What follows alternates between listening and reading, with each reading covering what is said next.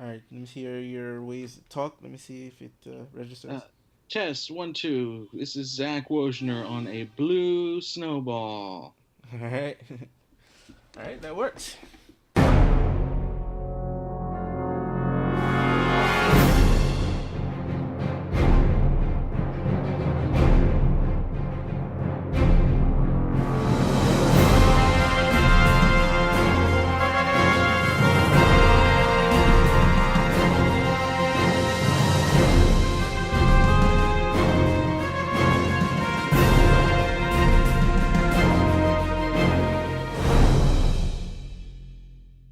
Hey guys, welcome to another episode of Galaxy View. I'm Mark Bridge, and I'm here with Zak Wojnar. That's me. All right, so how's it been? How's it been? Bad. Really? Well, just because of what's been happening this week, but we'll get to that. Yeah, But in definitely. general, for me personally, it's actually been really good. Uh, Which makes me feel even worse at how bad everything else has been. right, right. Uh, Like, I went to E3. I'm not happy. oh yeah, how was that experience at It E3? was nuts. I'd never been there before. I lost my passport and then I found it. It was awesome. So was it a good experience, bad experience, or a Oh little bit no, of it was both? great. It Uh, was great. I went with Extra Life, bunch of really cool fellas. mm-hmm, mm-hmm. Been writing up a lot of stuff for them. Still have more to come. Uh, I was the first person to play Resident Evil 2. Right. I guess the next place you gotta go is Comic Con next, huh? You want to Yeah, I experience that? guess. Although I'm glad I didn't go this time because with all this James Gunn stuff, I just would have like wanted to burn the whole thing down. Yeah, and then another kind of tragic news that happened. I mean, granted, I didn't know him personally, but I used to watch him a lot on the podcast like AMC podcast when they used to have that in Collider. John Schnepp, you ever heard of John Schnepp? I don't think so. Actually, he actually because he used to do animation, and he did recently did a documentary like maybe a couple years ago called Superman Lives. Oh, okay, I saw that. Yeah, he directed that. So he died over the weekend. He had a stroke, but you know, I used to watch him a lot, so it was like, oh damn, just Oh, that's two sad. two tragic news. One obviously worse because it's a human being's life, but you know, two tragedies happen, and then in the midst of some cool stuff that we're gonna talk about later, but we'll sort of talk about the big main topic first. Yeah, most of those trailers I didn't even watch until today because it's like when all this stuff is happening, especially with James Gunn, getting this hit job put on him. Mm-hmm. It's like that happens, and then they're like, "Hey, check out the Aquaman trailer," and I'm like, "No, I don't want to check out the Aquaman trailer." This like, I'm I'm a nerd. I love mindless consumerism as much as the next guy, mm-hmm. but I just wasn't into it right now. Right, right. So then I guess we'll start. I guess we'll start talking about it right now. In case you guys don't know what we're talking about, James Gunn, director of Guardians of the Galaxy Volume One and Volume Two, recently got fired from Disney based on some tweets he made 10 years ago or little around that I think time. I think the most recent ones were 6 years ago, but Right. still before he was Yeah, a director. assigned to Guardians of the Galaxy. Basically, how this came about is, I don't even know their names, but a couple of sort of conservatives, I think. It's Mike Cernovich, Yeah, this alt right, yeah, not like a guy who believes that it's impossible for a man to sexually assault a woman, and right, just like really just horrific things that this man believes in. yeah. So Gunn has been sort of an outspoken uh, criticizer of Trump, and so these guys decided, well, you know what, I'm gonna get you back, and they went back into this guy like on some stalkerish level, went back, found some tweets from Gunn that he made back in the days when he was really into his provocative humor side. This is a guy that came from Roger Corman's uh, boot camp, for crying out loud. He made Romeo and Juliet. If you watch Slither and Super, you can see the dark sense of humor this guy has. James Gunn has, and Even he had PG porn that he came out on Spike, and then later he put it on YouTube. It was PG porn, but that was his style. But then he got He put a semen joke in Guardians of the Galaxy, for right, Christ's sake. right. So it's like, granted, his when you see the tweets he made, you're like, oh, god damn. But that was sort of growing pains. Granted, he was an older man, but we never stopped changing. I don't care how old you are, you never stop changing. And it's also stuff for which he has apologized for, stuff for which he's apologized numerous times. Yep, yep. So here's the thing: when I first found the news out, when it was like, wait a minute, gun fired. It was like, what did he do? What did he do? Like, I'm thinking he sexually assaulted someone. So when I read into it, it's like some tweets he made back in the day. I'm like, what? And then so it's like it's been sort of this roller coaster for me for this weekend, right?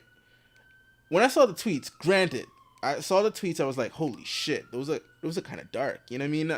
So my thinking was that he made those tweets, nobody knew about them, and they found out about it, and it was like, I guess Disney had to do what they had to do. And then even then I was still kind of like, but they were so long ago, whatever. But then I started looking into it and realizing that it's not even a secret. Like, he came out, he talked about it before. As a matter of fact, he talked about it right around the time the first Guardians was supposed to come out. He did an article. I forgot what it was, the Guardian, I think, or something like that. Some publication, and he even talked about like how these movies sort of forced him to grow, and like to be a good guy, basically. Like, he always thought that being a good guy meant sort of getting rid of his identity, and it was in fact the opposite. Sort of like making these family movies, sort of like let him grow on another level he didn't know he had. He didn't know the kind of talent he had. So this was like public knowledge. Granted, not a lot of people knew it, right? Because I didn't know about it. A lot of people didn't know about it, but until Mike Cernovich brought it up. But the thing is, it's like, it's not as if he made those tweets back to back to back. It's like a period of time, and of course, if you put them in a collage, it's gonna look like, holy shit. But in between times, he's talking about non-pedo rape stuff. You know what I mean? But yeah, it was just like, to me, it just felt like Disney caved and gave these guys like a win. You know what I mean? What do you think? Disney capitulated to the alt-right, and Mm-hmm. that is a dangerous precedent. They crucified not only one of their own. um there was so much talk about James Gunn being like, he's the person who's going to guide the cosmic side of Marvel into the future. Yep. you know Yep. like, even ignoring all that, and how he Guardians of the Galaxy 2 wound up making more money than the first one, which was not expected. Mm-hmm.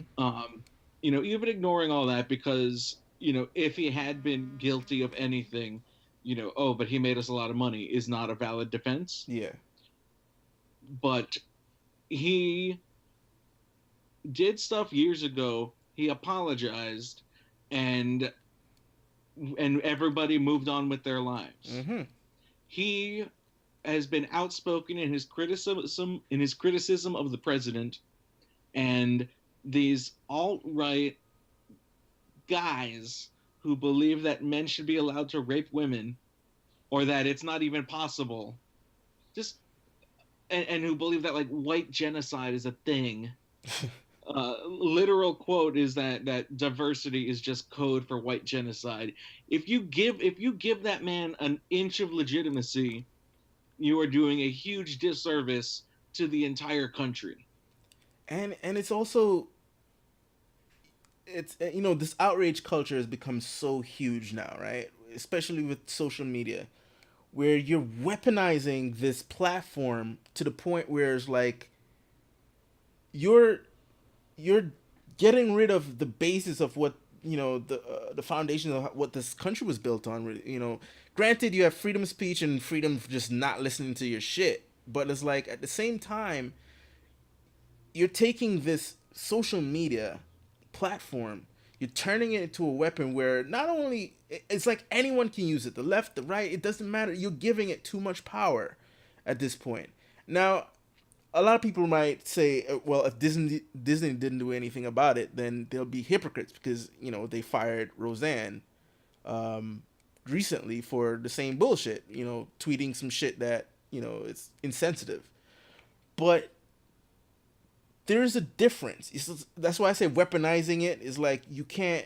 He's like you're treating it like a gun because a gun doesn't care who you are. If it fires, boom, it kills you. No matter what color, gender, doesn't matter. A bullet is a bullet is gonna kill you. Now, if you turn Twitter into that form of a weapon, where you don't assess a certain situation but just use it as a form of killing someone's career, is like that to me is sad because the Roseanne situation is something that happened recently. It's something she tweeted recently and has been tweeting and showed no remorse for that, showed no change, showed no evolution of her character. Is something she's been doing. James Gunn's situation is a completely different situation. It's something he made a long time ago. It's something he acknowledged that was a bad thing. Um, some people said, well, why didn't he just delete them? Because, but it's like, why? It's like, that just shows something that represented him in the past. You know what I mean? It's like, if he deleted something like that, he was like, oh, now you're guilty of something, you know? So it's two completely different situations. And I think Disney should have assessed it on that level, came out and said, hey, this is something that Gunn already acknowledged in the past, and we've moved forward and felt that he's a better person. Not only is our working relationship great, but in terms of a personal relationship, he no longer represents that guy that we used to, that he used to be. And this was before he joined the Disney. I mean, Disney should even say, like, listen, our past wasn't that great either. We're a place for redemption stories. Disney was, if you go back way back in the days with the whole racial insensitivity when it came to like their animation, and I don't know if it's rumored or is a factual statement of how Walt Disney's felt towards the Jews. You know what I mean?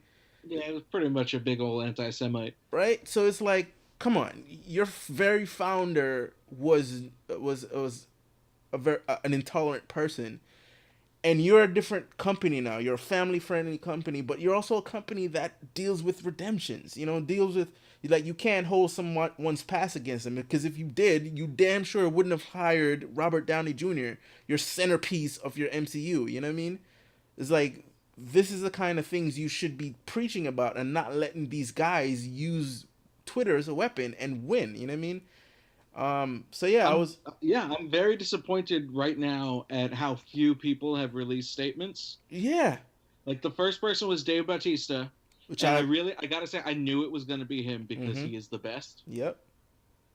And Lloyd Kaufman, who was James Gunn's boss at Troma. He was at Comic-Con, and he said, James Gunn is the, nicest person I've ever known. And he, if Disney wants to fire people for making, racist or sexist stuff, they need to fire themselves, because a lot of the racism and sexism in today's culture, you can trace back to Disney movies. Yeah. And he called for people to picket Disney lines, Disney exhibits at Comic-Con. And I don't know if they did or not. I don't know either. But and of course, if Robert Downey Jr. doesn't make a statement, then he's a big old hypocrite himself. Yeah, I'm really curious. I mean, we know how Dave feels. I want to know what Zoe feels. I want to know what how Chris feels. Bradley Cooper. Well, Chris did put because he's Chris Pratt, of course. He put a Bible quote on his Twitter, which is fine, Yeah. But he did something it was something about forgiveness and how jumping to judgment is bad. So like, that is a statement of support, but it's not an outright manifesto of, we're not going to take this and Shit. and that's the thing. Like it depends on how close these guys were when he was making these movies to see, because if you paint the scenario, granted, there's contracts involved when it comes to certain actors. Like, okay, they're contracted for certain films. They have to do it or risk a breach of contract. But I'm sure if there's a solidarity movement of like the main cast of Guardians saying we're not doing Guardians 3 unless you rehire this guy. I don't care what kind of contracts is involved.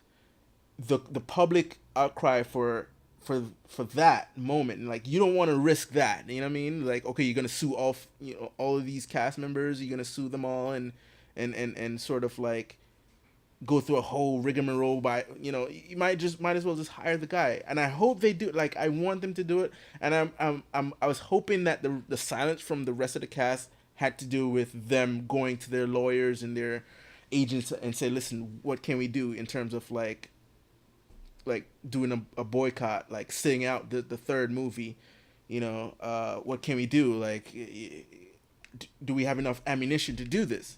You know what I mean? Yeah. And especially, that's why I want to really know the kind of relationship, especially what relationship what Kevin has to Gunn, because Kevin was basically given Gunn the reins to sort of shape Phase 4. You know what I mean? He was going to be the new sort of quote unquote Joss Whedon. How Joss Whedon was sort of in charge of Phase 2. Um, he was given that power to Gunn, which meant that their working relationship was on point. But I want to know what their personal relationship was in terms of, does he really, is he willing to go to bat for this guy? And if someone as powerful as Kevin Feige said, listen, I'm halting all production on every Marvel movie until you rehire this guy, trust me, they'll rehire that guy. That's what that's the kind of power I think Kevin has, that the cast of Guardians have. And I hope, even though it's been 3 days now since it happened, and you don't really hear any word from any of those guys other than he said the Bible quote and Dave Batista, which isn't, which is good, but is not enough to rally the cry of them rehiring Gunn, because I don't think it's fear to Gunn, or just setting a precedent for future um potential hires, to say like, you have to be a squeaky clean person which know nothing of your past, because then you're just saying there's no such thing as redemption. You know what I mean? There's no such thing as growing, becoming a different person, learning from your mistakes. um Mm-hmm. and like, a lot of people jumped into this whole, okay, so who should take over Guardians? Oh, Taika Waititi. I don't even That want to has talk pissed about me it. off so much. I've seen multiple Yeah, stories on different websites. I don't want to say which yeah, websites yeah. of, okay, well, who should direct Guardians now? You know what I'm saying? You know who should direct Guardians? James Gunn. They have his script, and if someone else directs it, it really is just, it's sickening to Yeah. me. Like, what are you gonna do? You're gonna change your whole plan. You're gonna rewrite the entire script, that it doesn't make sense with what was established before. Um, like, what are you guys gonna do? Like, that was, to me, was just like the dumbest mistake. If it was something Gunn did like recently, holy shit, he just shot somebody, he date raped somebody, it's like, oh, we have to let him go. I'm sorry, guys. And then a lot of people will understand. It's like, he Mhm. fucked up. Or even if his tweets could be read as an endorsement of the things he was joking about, Right. which they are not. Mm-hmm. And it's a danger, because it's a Republican and liberal thing, but really it's the liberals playing right into the hands of not even the Republicans, just to be civil for a moment. Mm-hmm. It's of the alt right, which the Republican Party is quickly turning into. Right. Of you know this I cannot stress how horrible of a human being Mike Cernovich is. Mm-hmm. If you look at his Twitter and look at the stories that he has written, not stuff that's been written about him, but that he has written himself, that will make you throw up in your mouth. Um, that he says, he takes these jokes and says this is evidence that James Gunn is a pedophile, Mm-hmm. and and he says stuff like every A-lister in Hollywood is a pedophile, and he's like really obsessed with pedophilia, which makes me think Yeah. something about him. But and then there are certain liberals, that they say, if you go too far to the left, you're on the right, Mm-hmm. who go, oh well, you shouldn't even be joking about that, and that upsets me to no end because you can joke about anything. Mm-hmm. And whenever someone tells anyone that they can't joke about something, everybody should make jokes about that thing. Yep. That is free speech, and it's not the same as, oh, you're supporting Nazis marching in the street. uh you know this country right now is defined, and the difference between right and left is being defined by false equivalencies like that, Mm-hmm. of, oh well, Hillary's just as bad as Donald Trump, so maybe we should all vote for Jill Stein. Right. Or yeah, Mike Cernovich is no angel, but James Gunn, he did joke about diddling the boy next to him when he was watching The Expendables. uh well, and what was the other one? It was laughter is the best medicine, so I laugh at people with AIDS. Yeah. Terrible, but also a little tiny bit funny, depending on your state of Yeah. I being, mean, depending on your state of mind. yeah. At the very least, none of that is meant to be taken seriously. And His I mean, trauma. they're terrible jokes. Let me not. They're terrible jokes, and when you read them, is like, even in context, it's like, whatever. You know what I mean? But it's one of those things where you just try to do edgy humor, and a lot. He's hardly the first person to do edgy humor. Edgy humor has been around since the invention of humor. You know what I mean? Like, a lot of these comics, granted he's not a comedian, but still, it was really within that realm of entertainment.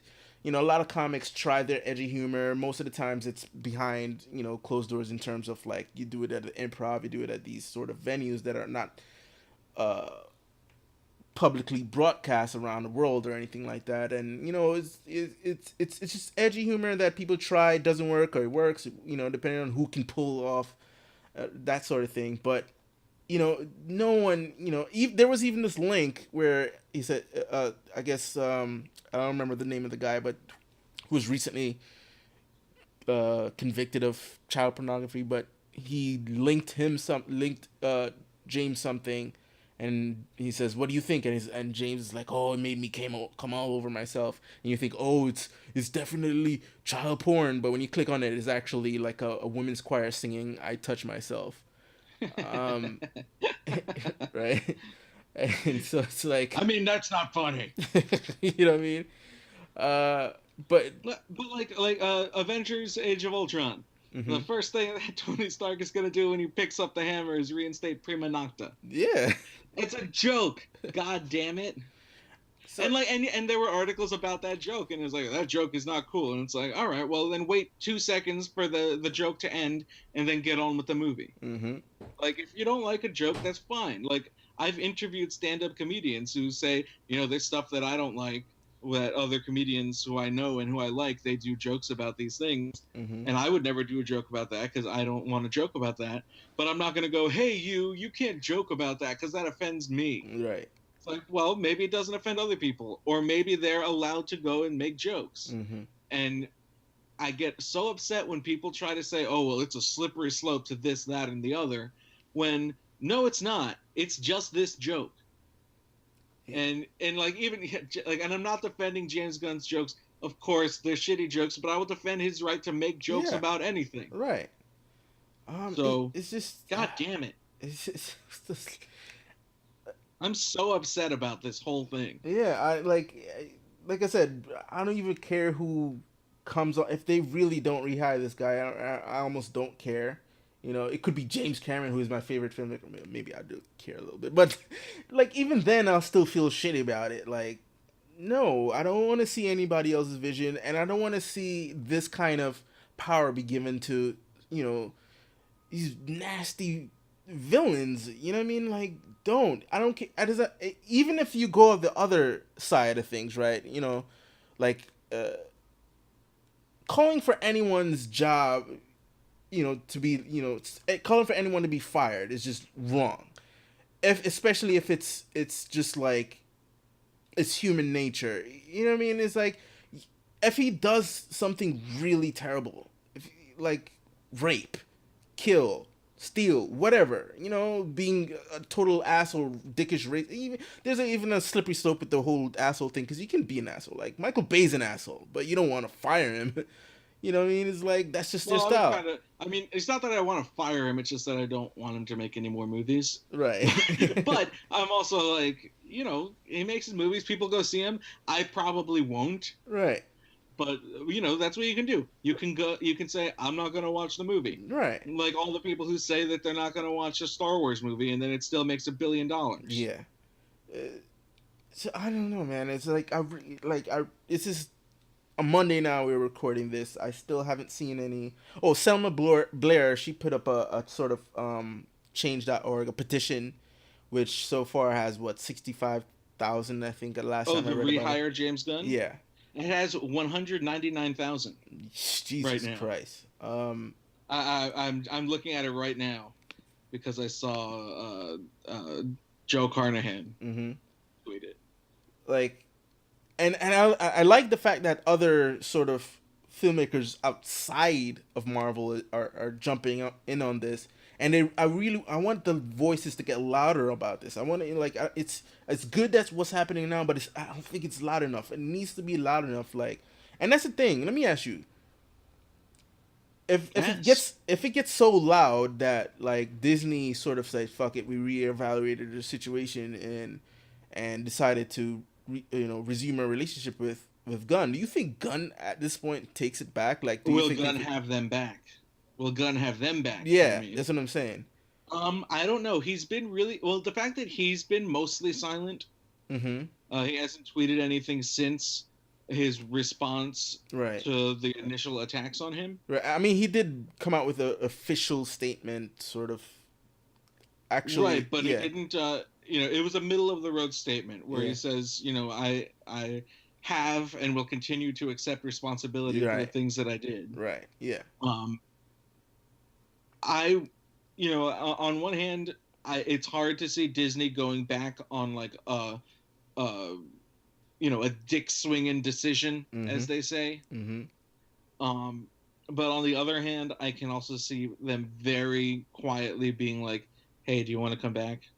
We realized we made a mistake. We overreacted immediately. We didn't realize who was getting upset. We didn't realize that we were playing right into the hands of the alt-right."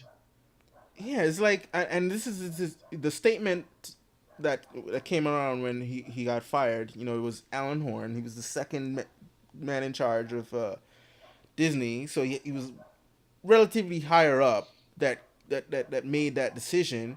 But I'm like, did you even look? Especially the wording, right? The tweets that were discovered. I'm like, discovered? What do you? It's like not like they fucking. They weren't buried in a chest on an island that you had to get a map that had an X on it. It was like you knew, that this existed when you hired Gunn. He even acknowledged it. He asked for forgiveness about it. You went along with it, and then all of a sudden, it's like you saw this, didn't even assess situation. You know what it is? I think it's that Fox deal. It's the Fox deal. Like they're such on the edge in terms of what's going on with that right now that they don't want anything ruining that happening. Especially the fact that they just recently dealt with the whole John Lasseter situation. It's like they're like, fuck it, nope, we don't want it. But I'm like, yeah. Well, the difference there is that John Lasseter did an actionable offense. Yeah. Like John Lasseter was being a creep. Like, is John Lasseter a bad guy? I don't know. Did he do a thing that was, really, really bad? Maybe. Like, enough people, at Pixar were like, yeah, he could be kind of a creep. Right. And then they go, okay, I get it. And he probably got it, which is why he didn't, he wasn't like, this is nonsense. This is BS. I don't deserve this. Mm-hmm. Instead, it was like, well, I better get out of here while I still have some of my dignity intact. Yeah. And what they did to James Gunn was just so far beyond that, and so far beyond really. It's like Fatty Arbuckle. If you know the story of Fatty Arbuckle. No, what's that? He was a comedian from like the maybe the Silent Age or after. I'm not exactly sure when it was, Mm-hmm. but he was accused of raping a girl to death, Wow. and he didn't. Mm-hmm. But it took decades, many years, for him to get work again. And then when he finally got work, the legend goes that he signed a contract with Warner Brothers to make a movie, and on that day he died of a heart attack. Um, yeah, 1921. Mm-hmm. He met a girl, and then she got sick and died. And then, Uh, and it turned into a massive fake story that he had raped her to death. right. Um, and there are comparisons there that people smarter than me can put together, Yeah, but James I Gunn see it. didn't do anything. Yeah. And what upsets me so much are when my people, liberal people, go, oh well, he made those tweets, so he deserves whatever happens, Mm-hmm. or oh, you don't know any people who have suffered child abuse, if those 6-year-olds are reading James Gunn's tweets from 6 years ago, then they might get the wrong idea. And it's like, first of all, what 6-year-olds are on Twitter? Yeah. Second of all, you'd have to be an idiot to mistake those for endorsement of the things that he was joking about. Mm-hmm. And three, just oh, you're playing right in you the liberal outraged people, the PC people who are my people. Like, I'm a little PC here and Mm-hmm. there. Yeah. Yeah. When you go overboard like this, you're playing right into the hands of the people who are always accusing you of going overboard. Mm-hmm. Everyone's so stupid. Yeah. God damn it. We're gonna have to talk about some trailers soon, or else my blood is going to Yeah. boil and I'm gonna melt on my chair. So yeah, let's just suffice to say, I hope there's a louder noise out there to say what the decision you made, Disney, was wrong. I hope to hear from Kevin Feige soon, because granted, the MCU can definitely survive without Gunn, and not say it can't. You know what I mean? But a big part of Gunn's voice was infused in the MCU since Phase 2, and then Phase 3 dealt a little bit more with this stuff. And then if you watch Avengers: Infinity War, there's a lot of Gunn in that as well. Um, so they were definitely moving in that direction. But yeah, they don't need him to survive. I just feel like he's one of the distinct voices in the MCU that let us enjoy it.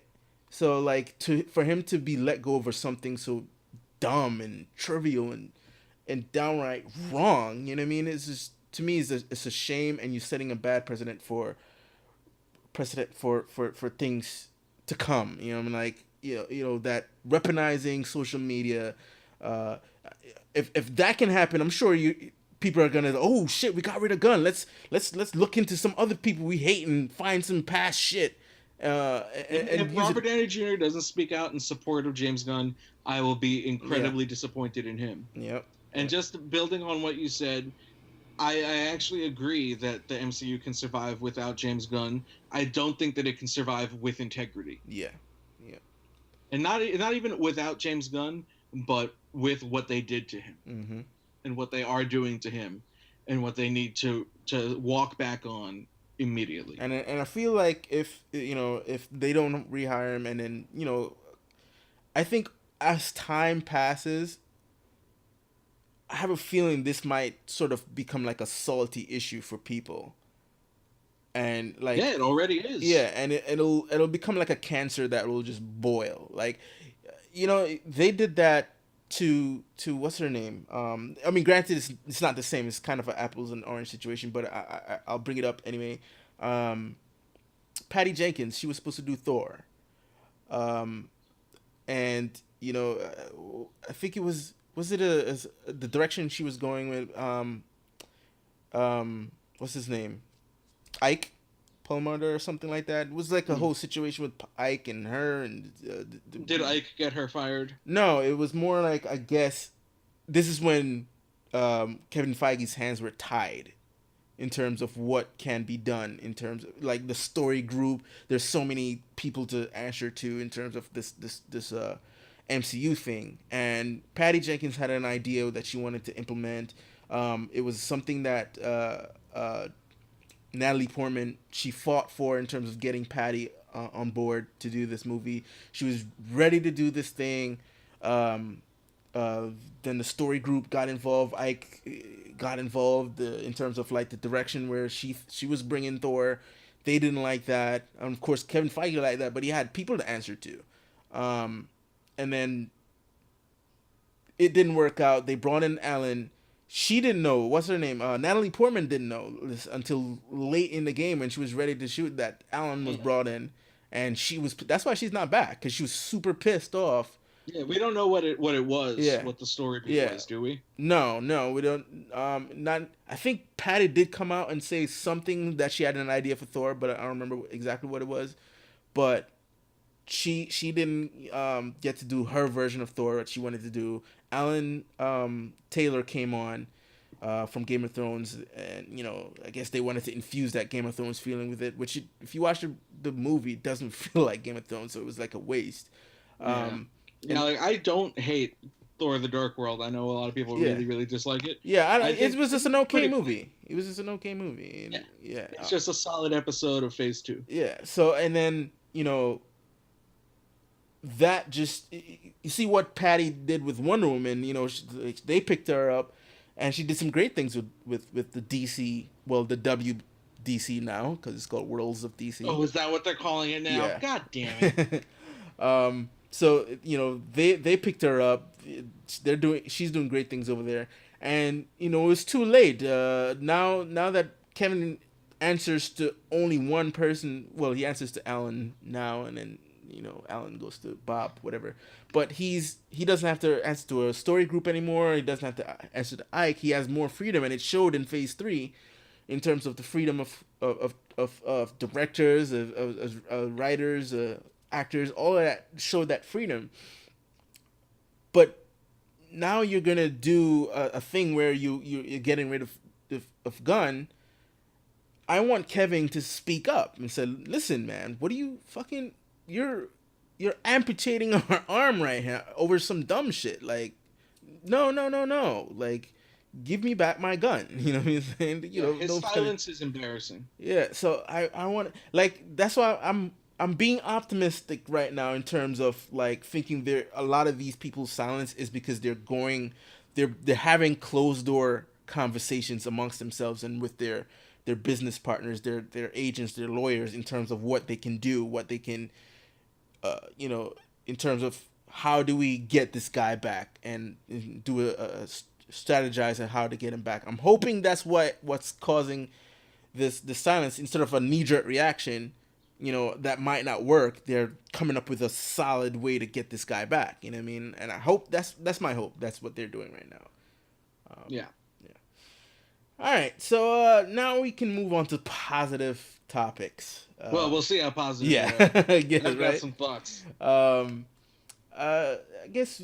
Well, it was Comic-Con, and lots of stuff happened over Comic Con. Other than the bad news that we just talked about, trailers drop, right? Mostly from DC because Marvel decided to take a step back, even though they showed a couple of stuff from their television side, like Gifted. They showed Gifted, which I watched that first season.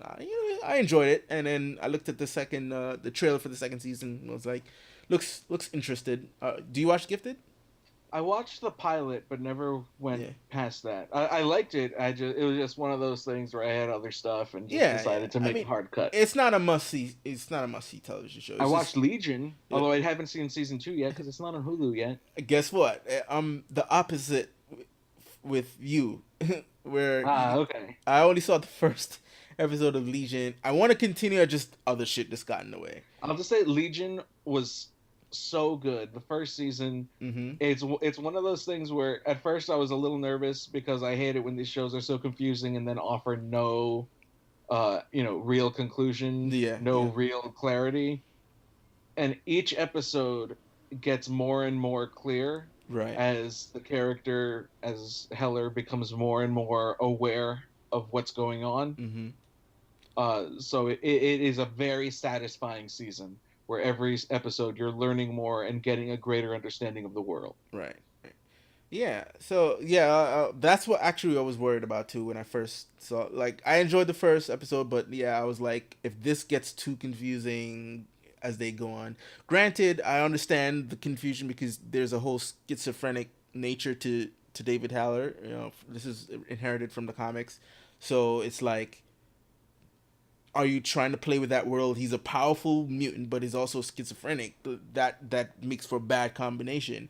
So I'm thinking that's what they want to play with for this entire season. But then, is that something you want to do for the layman who just wants to watch a show and enjoy the show? They might be like, I don't feel like my cousin. She watched the first episode and was like, nah, that's not for me. Yeah, Because it's definitely not as mainstream as something like Agents of Shield or The yeah, Gifted, yeah, but it definitely, and it's always weird. hmm It's, even in the last couple episodes, it's still really weird. yeah. So Like there's a whole sequence that plays out like a silent movie, complete right, with cards of dialogue, and it's so amazing. But um, it definitely makes a lot more sense once you make it to the end. And fortunately, it's only 8 episodes. yep, yep. Not like the Netflix series, which should be 8 episodes, but they're 13 because we have to spend time with Jessica Jones's apartment buddies. I mean, Jessica Jones is great. I love Jessica Jones. It's hmm fantastic. It's funny though. I mean, the 13 episodes I don't mind, especially like sometimes I'll be watching an episode and I'm like, oh man, how many episodes left? Please don't end. There's some shows that I just don't want to end.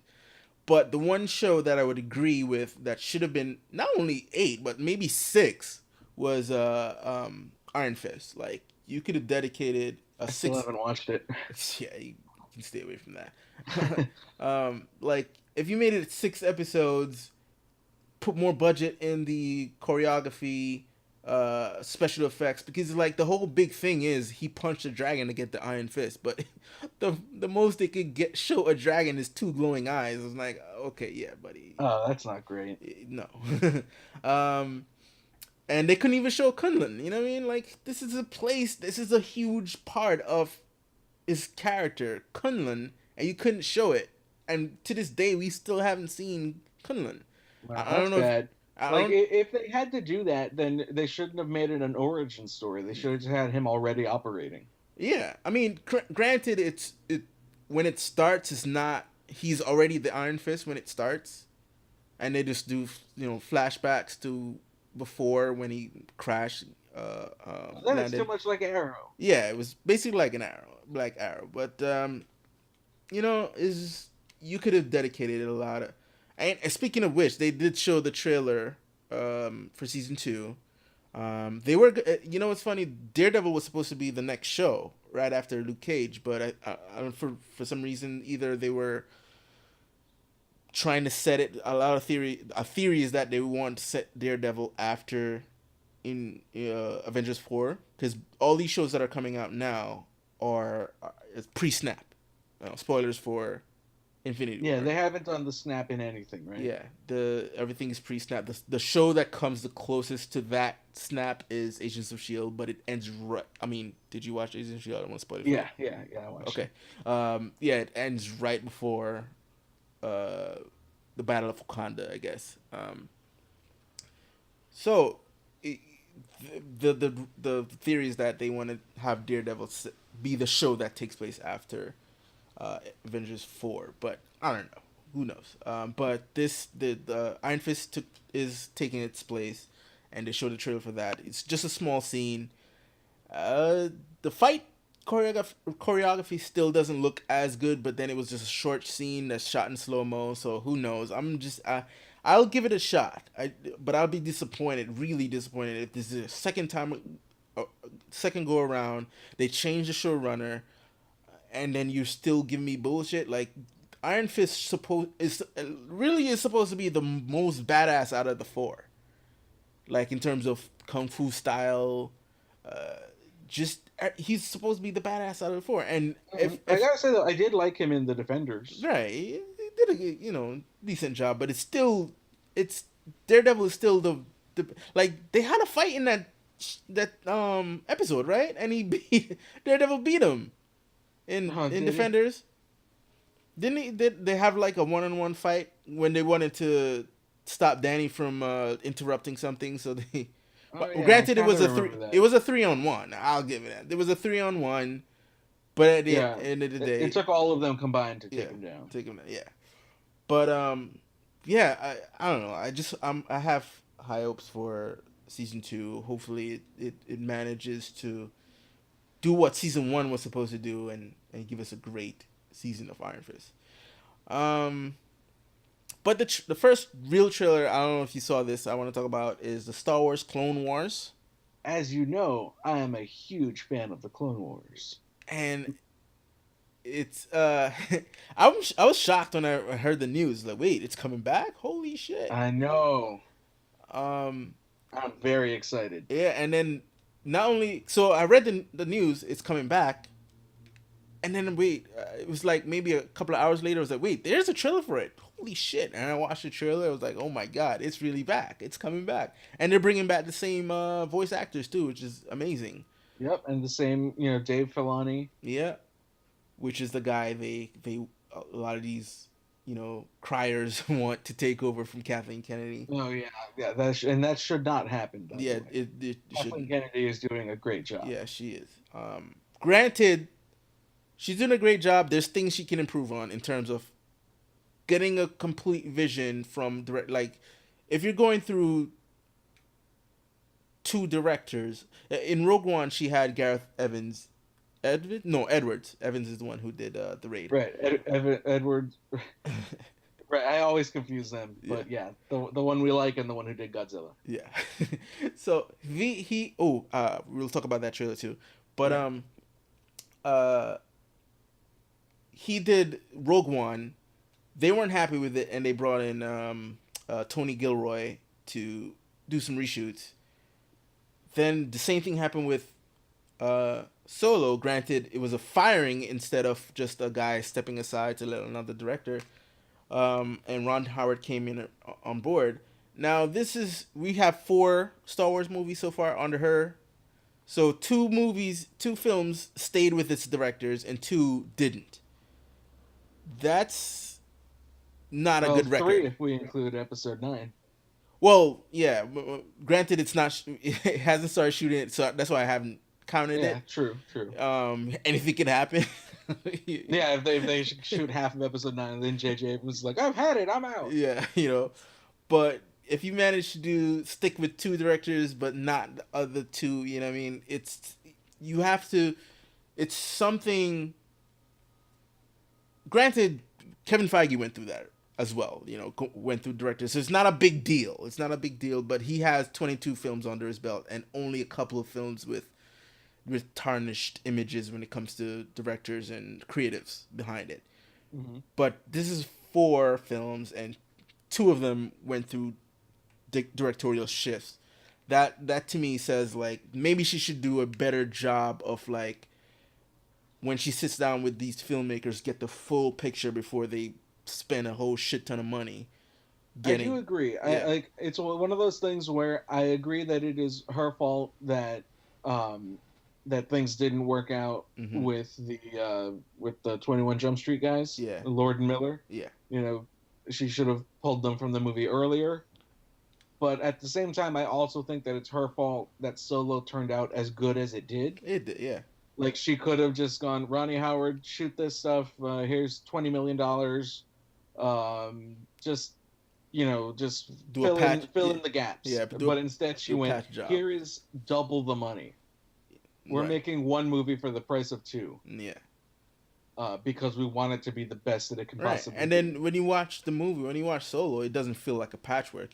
Not at all. Yeah, it just feels like, oh, I can't tell which what is Lord Miller's and what's Ron Howard's I because was stunned by how much I loved Solo. yeah, but you have everybody's calling for a head, which is like I said, it's unfair. Um, But like they're a bunch of internet babies, an outspoken minority who are on Twitter all the time and have fake accounts and really, and they're stoking the fires of sexism yeah, and just and racism. You know, they're the same people who got mad when they cast John Boyega. Yeah. Um, and the same people got mad when, Ray is the lead character. I don't like that. And Jin Urso is the lead character. I don't like that. And you know what's funny? Because they have this whole attitude towards her, they're like, okay, how is she able to swing all the lightsaber and do all these cool shit and no training? But if you really look at the movie, she's not that good. Yeah, it's just that Kylo Ren's not that good either. But even then, though, right? If you watch the fight in the throne room, Kylo Ren is doing most of the damage. She, Yeah. she almost gets killed. If it wasn't for Kylo Ren, who throws her the lightsaber, she would have been probably killed by one of the guards. But Yeah, look at they only survived because they worked together. yeah. So it's like there's certain things you just gotta really look at before you God, just that make. fight is so good though. Yeah, I love that, and I think I love it more because people hate it so much. Well, I was wondering if that was the case because I remember when I first saw it, I loved it and I thought it was so great. Mm-hmm. And then I was wondering if it was just because of my like hype and excitement. You know, I was sitting in the press screening. You know, it wasn't going to be out for days, Mm-hmm. and I was just like, "Oh man, here we go." And then I saw it again in the movies and was just like, I still really, really like this movie. Yeah. In fact, I like it more than I like most movies that I can ever even think of. And then I saw it on Blu-ray on home video Mm-hmm. and was like, this is crazy, but I think this is one of my favorite movies, period. Yeah, and it's because when I watched it on Blu-ray, because I have the Blu-ray, that's when I noticed certain things too that totally counteracts a lot of these people's complaints. Like I remember I mentioned to you about how everybody was talking about why didn't Holdo, Mm-hmm.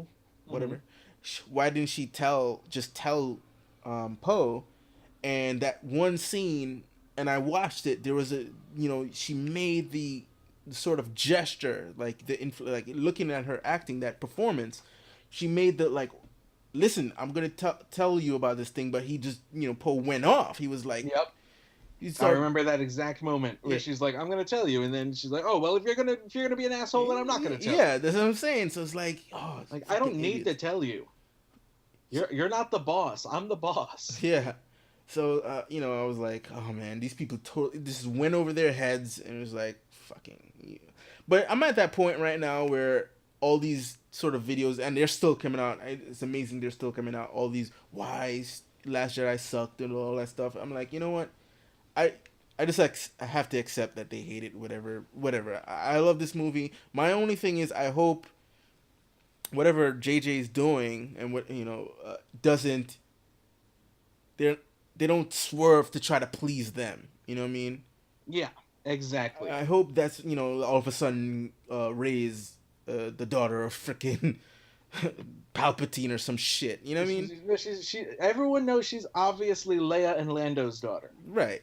You know, they had some rough patches, Han and Leia. You know, Lando was there, Mm-hmm. and she just fell into his arms.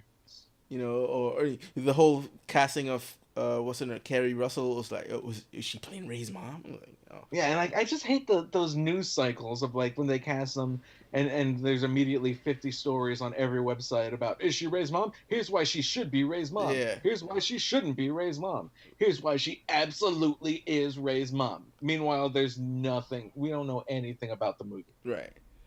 But it's just like we just gotta have this endless tinder Mm-hmm. of news, just to keep us distracted because we all have ADD. Yeah. I I really hope they stick with, what Ryan did, and just move forward. Now Star Wars is in a new territory now. It's not dealing with lineage. It's not dealing with, Empire versus Republic, because the Republic is destroyed. The Empire is no more. It's the First Order. Give us something new now. Let's move forward. The slate's clean. Let's do something now. Yeah, the future is bright. Let's not let the forces of darkness dim it. Yeah, you know what I mean. Even though there's one callback, I hope he does come back to that JJ brought into the first film, Remember that scene when she touches the lightsaber and she sees all those visions? Yeah. You know, an assessment of that scene was that she was just seeing everything from the past, right? Hmm. Everything that, but there's a couple of scenes that I'm thinking could be future scenes. There's a scene where you see like someone's about to kill her, and then a red lightsaber goes into him, and it's Kylo kills someone who was about to kill her. It wasn't really explained And you think that that's not the past? That could actually be something of that has yet to something. come. Yeah. And then the whole scene where you saw Kylo in the middle, and it was like it looks like it was the Knights of Ren that was beside him. Yeah. And it's in the rain, and she's looking at them. I kind of hope that's a future scene. It doesn't have to be. You know, he might just completely ignore that, but that would be an explanation of what that is. And since JJ's coming back, that would be a perfect opportunity for him to say, "Hey, I kind of planted that seed. Let me go somewhere with that." You know what I mean? Yeah. That's my hope, but let's see what he does. Just like I said, I hope he doesn't backpedal and cater to all these so-called fans who all of a sudden. This is what pisses me off even more. All these prequel apologists coming out now. Yeah, that's so like, oh, the prequels weren't so bad, Yeah, and it's like they were like important. They did yeah, it. They did very important things for movies in general. But don't try to tell me that those scripts. Don't try to bullshit me with the was it the ring theory? yeah. Like Don't even. it's like, oh, where were you guys when everybody else was shitting on the prequels, and then the whole thing about the Last Jedi is the worst Star Wars movie ever, right? They Same just like person who was complaining about everything. yeah. So basically, we haven't, according to those guys, we haven't had a good Star Wars movie since Return of the Jedi, because when Phantom Menace came Well, out, people Return of the hated Jedi them. had Ewoks, and Ewoks are little teddy bears. They're for babies. Yeah, it's like they hated Phantom Menace. Well, yeah, you had the detractors of Return of the Jedi. People were like, oh yeah, it's a toy movie, right? And then Phantom Menace came out. It's like disappointing. Attack of the Clones came out. Wooden acting. Third one came out. It's still bad, even though it's better. Um, uh, Yeah, Attack of the Clones is the only prequel I actually like. Phantom Menace But is we can talk about that later. yeah, Phantom Menace. Even though I don't think I know the faults of the prequel trilogy. It it it it could be better, but I think the best one, constructed one, to me, was the first one. But I'm in a minority here. Uh, And um, it's also like like picking your favorite prequel is like yeah, picking your favorite venereal disease. yeah.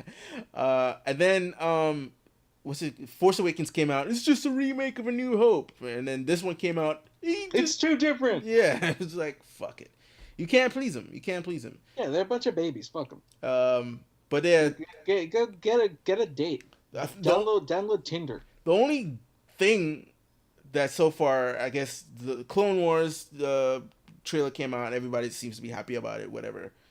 Um, I'm happy. I'm yeah, stoked. I yeah, love the Clone Wars. I've seen the first season of Rebels, but then I moved, so I didn't have cable and wasn't able to watch the rest of it. yeah, But like, I think that's gonna be all resolved because you just know that Rebels is gonna be on the Disney streaming service when that hmm launches, yeah, as well as all of the Clone Wars and including these new episodes. yeah. And then Rebels. Did you watch Rebels? I loved Rebels. Rebels, I watched the first season, Uh but huh. then I moved and didn't have cable, Yeah. so I wasn't able to watch the rest of that. But like, I want to, and I really liked it. Yeah, yeah. Rebels is great. It ended great. Was able to wrap things up.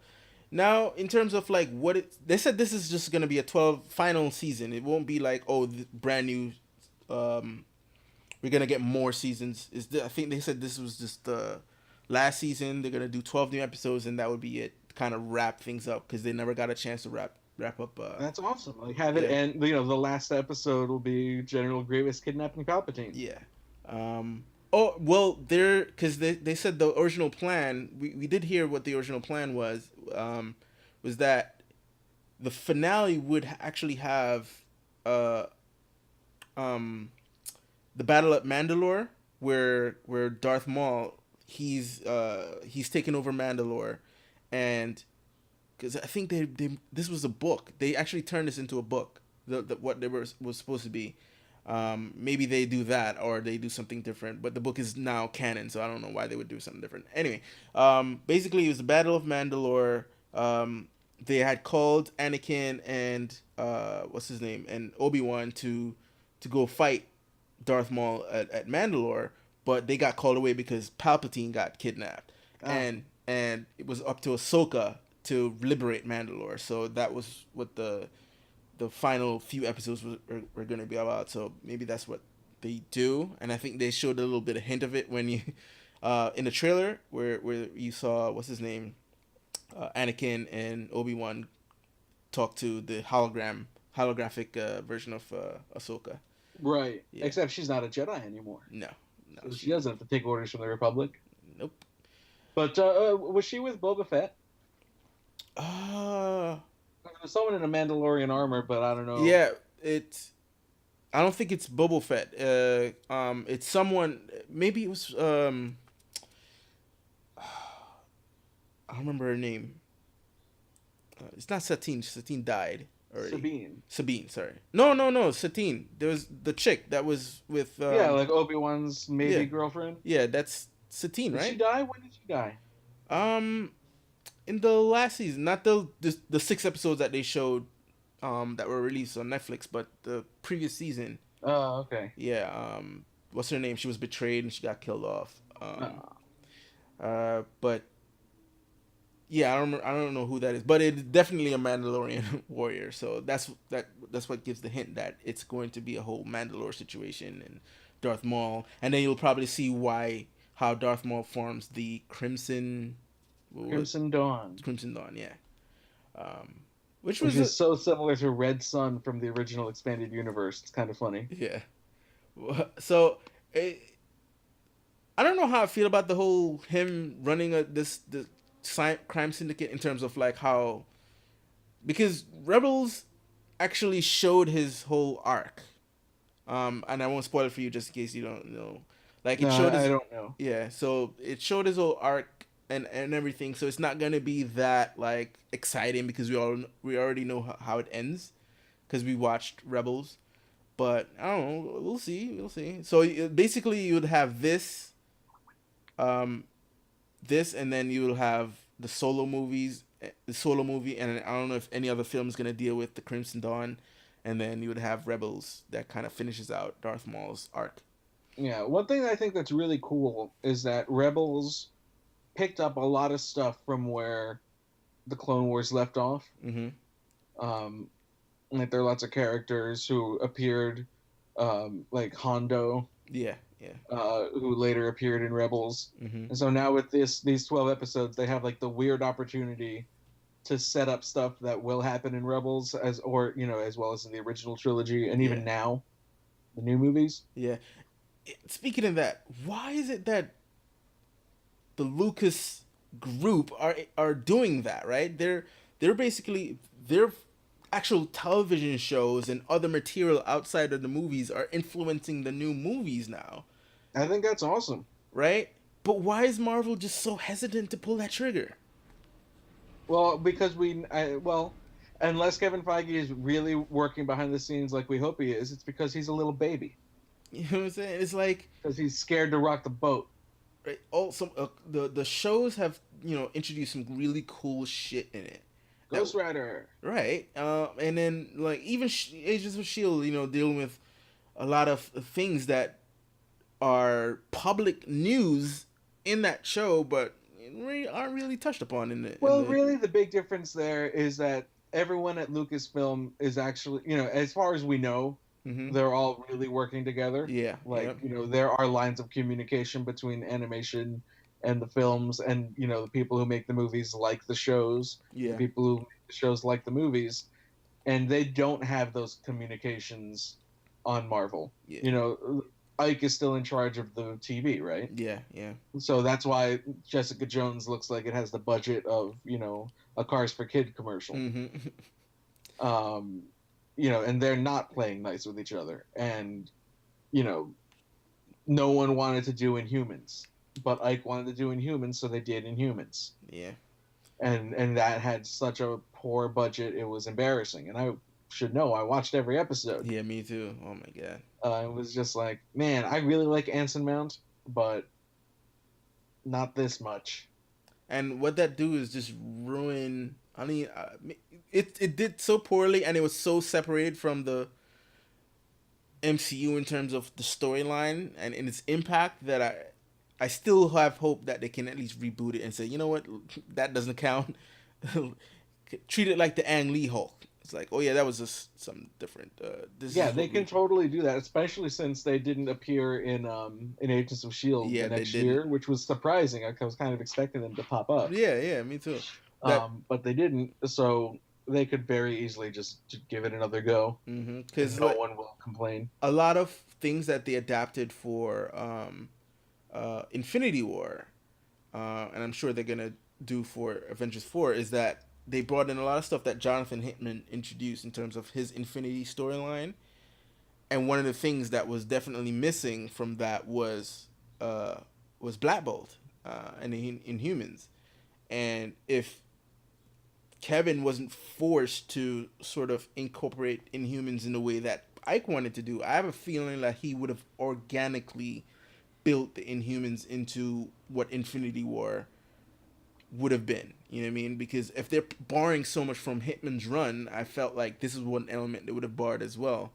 Having Inhumans involved in that storyline, including what 4 would be and stuff like that. Yeah, But the only thing going against that is the Fox Disney deal. If they are become oh allowed yeah, to use the X Men, they're gonna they're bury gonna use the Inhumans. X Men. Yeah, they're gonna bury Inhumans and say, "Yo, X Men." And that's the thing too. It's like X Men is so popular for everyone over there at Marvel. Even Kevin Feige would be super happy to work with the X Men. He'd be like, "Yo, fuck it." That's And one thing. meanwhile, in the Agents of Shield, they're like, "Ooh, anyone can be an Inhuman because it's in the water supply now." Yeah, Yeah, but there have been no Inhumans in any of the movies. yeah, So like, that whole hashtag "It's all connected" was a bust. yeah, It's not all connected. uh, None of it's connected. yeah. And sometimes that works. Like, I don't think the Punisher could get away with being the Punisher if it was all connected. Hmm. Like, if Spider-Man popped up and was just like, "Hey, Punisher, I don't like you killing all these guys," Yeah, that would kind of ruin it. yeah. Um, So I'm okay with it not being connected. And also, Punisher is like, I think that was the best. I think that's the best of the MCU Netflix yeah, shows yeah, yeah. Well, to by a me, wide margin. it's actually I kind of it's neck and neck. Season 2 of Daredevil, and this is for me neck and Mm. neck in terms of my um how good I thought they were. It was, as a matter of fact, they kind of play off as a companion piece to me. Daredevil season 2, and then you would, if you were to sort of do a faux chronological run of your Netflix shows, um, ignoring sort of like the Jessica Jones's, Luke Cage, even though I like those shows. But if you just wanted to get like the main plot of the Netflix show, I would say Daredevil season 1, Daredevil season 2, Punisher, Defenders, and then Okay. Okay. yeah. If you didn't want to watch like a whole shit ton of Netflix shows, this is how I would recommend it to someone who's new to the Netflix MCU.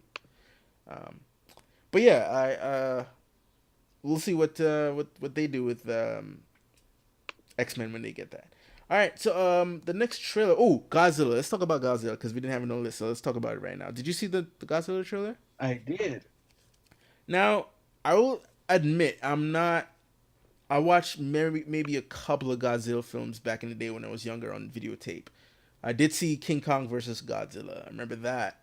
I remember I did see that. I think I did see a Godzilla versus something, but I wasn't versed in the Toho verse Godzillas. And of course, I did see the Roland Emmerich movie, which I didn't think it was that Better bad. than the 2014 movie. Yeah, I mean, it wasn't bad. I mean, sure, I guess if you're a Godzilla fan, I would understand why this movie didn't do it for you because it was just their quote unquote realistic take on a Godzilla movie or With Gojira. everybody from The Simpsons. Yeah, right? But um yeah, I didn't think it was that bad. But then, and the 2014 to me it was like a meh movie. It was okay. It wasn't bad. I It think wasn't that's good. generous Yeah. for me because I Ooh, I did not like that movie one bit. Again and again, I would see why someone who is, because I've been listening to a lot of Godzilla fans as well, where they do say like that movie was kind of slow. It wasn't about Godzilla. It didn't, it did better. They said they liked it better than the Roland Emmerich film, but again, but then seeing this trailer now, even a guy who is not a Godzilla fan but kind of knew about, is aware of the lore out there in terms of all these other kaiju's, the Rodans, um, King what? King Ghidorah. Ghidorah, yeah, and Mothra. But seeing that, I'm sure like it's almost like I was tapping into other people's fandom of it, and got goosebumps on behalf of them. Absolutely. Well, I'm still torn on the concept. Although, like, we'll see how it decides to do it. Hmm. It's got this weird, like, oh, the monsters are here to save us, Yeah, yeah, and I'm like, I know my mom's not into that. yeah. My, my mom went and she was like, "Do you think if I didn't like the movie, I could get my money back?" Hmm. And I was like, "I don't think you can do that." And it's because she goes, "Oh, that's too bad because that was so bad." And I'm like, "Whoa." My mom like never ever says that. Right. She like I get my just love for movies. Like I'm such a soft critic. Hmm. I get it from her. I love everything. Right. I hated that movie, and she hated it even more than I did. But she nailed it. She's like, why are they treating him like he's the hero? He's like he walks, and like 100 people die every time he Hmm. does anything, Hmm. and they're like, yay, he saved us because he killed the other monsters. Right. It's like he was written to be the personification of the atom bomb, Hmm. Hmm. and here he's like the personification of deterrence, which Uh, is completely antithetical to the very point of the original Godzilla movie, right. which they said, oh, we're trying to be like the first movie. We're really trying to get the themes and imagery of that movie and put Hmm. it in here. And they didn't at all. Hmm. And now they've got this whole like, I'm torn because I loved the imagery on display in this new trailer. Hmm. I Hmm. loved that shot of Mothra's wings open, Yeah, that was like, and whew. I really really liked. I think the best part of the trailer was the score. Hmm. I don't know Yeah. if that was original for the trailer, but I mean, because these trailers are always taking their music from someplace else, Yeah. which is just a common thing Oh, that it's they a do. I mean, in terms of, oh no, that track is a classical, um, uh, uh, orchestral piece. Um, Okay, yeah, well, it's but it had because it had a when they showed the trailer for the first Godzilla, they used a track from Apocalypse Now. No, Space Odyssey. They used a Space Odyssey, a track from that, and then they're kind of like doing that same thematic thing with this trailer by taking a classical piece, implementing it into the trailer, and sort of touching it up a little bit to make it a little bit more bigger. But yeah, right, yeah, but I love like it had a much different tone than the what we're constantly bombarded with a yeah, pause, yeah, yeah, yeah, yeah. and this had almost like a melancholic, um, bittersweet triumph Hmm. to it, which I really liked. It was kind of Jurassic Park. Right. Um, like maybe we'll get something a little bit tonally lighter Hmm. instead of like trying to turn this into a big heavy drama, which didn't work in the first movie. Hmm. It's funny because it worked in the original movie, but it didn't work in the 2014 movie. Right. They got $200 million of special effects, and they can't make something that looks as good as a guy in a suit knocking over a train with his tail. I think the watching the trailer, I think what they're sort of going where they're going with the plot now. I could be wrong. It's just a trailer. Vigna's character, who plays Eleven's mom. uh, I think what they're doing with that is that she may be sort of the villain in it. Right, because Where she doesn't she call her a monster Yeah, near the end. where I think the idea is that maybe she thinks that these are now the cure for humanity or for the world, and that humans are cancer. Maybe that's what she's the only one who shares that ideology, and she wants these monsters to cleanse. but it backfires, and somehow Godzilla is the one to sort of like is the only monster that will be able to stop them, and maybe Godzilla has a connection to Millie Bobby Brown's character, which from what I've heard is that other Godzilla films always had that connection where Godzilla has a connection with one human. Yeah, well, So that's like the later ones. yeah, You know, like I think for me, it's hmm really just the first one, right, and everything else is kind of gravy. yeah. You know, and like Well, the that's the whole thing. premise. Yeah. This film is trying to, I guess, reach all the fans of all the Godzillas that were out there, the Mecha Godzillas. Even though you probably won't have Mecha Godzilla in this, but with all the other kaiju's and stuff like that, they're trying to sort of like create a love letter to them by creating this massive movie about all these other monsters, and of course Godzilla being the one to fight them. And I'm sure, and it'll definitely lead into King Kong versus Godzilla, which is going to come out in 2020, I think. Yeah, I hope. I'm so torn on this whole monster verse Mm-hmm. because I hated Godzilla so much, Right. and I'm like, I'm concerned about the new one. I think it has potential. Mm-hmm. I mean, I don't even know who the director is. Who is it? Shit. Let me look Isn't it up it the real quick. Death Note guy, or is he No. the one doing King Kong versus Godzilla? Um, I don't know. Hold on, let me look at it. Now. Uh, he is Michael Dougherty. Yeah, I don't know who that is. He directed Trick or Treat and Days of the Dead. So I Yeah, I guess never saw small it. movies. Too scary for me. Yeah. But so like Godzilla, terrible. The new hmm one, maybe we'll see. Like I'm not super optimistic, but King Kong vs Godzilla, I have no idea. But Kong Skull Island was one of my favorite movies of Yeah. So 2017. so that Kong is going to lead in. Is going to fight. Cause did you saw the post credit scene for that? Yeah. Yeah. They're at Monarch, and it's like, oh yeah, they showed the other kaiju's there. hmm um. But like that movie is that's one of my favorite monster movies. hmm Period. Like it blew my mind. It knocked my socks off. hmm that guy who directed that. What's his name? Jordan Vogt Roberts Yep. attached to Metal Gear. I Metal follow him on Gear. Twitter. It makes me excited for Metal Gear, and especially how he's talking about Metal Gear right now in terms of like they're trying to do something narratively with the film that films don't really do in terms of your traditional three act structure, and like something that's sort of that love letter to the Metal Gear games. Like now I'm kind of excited.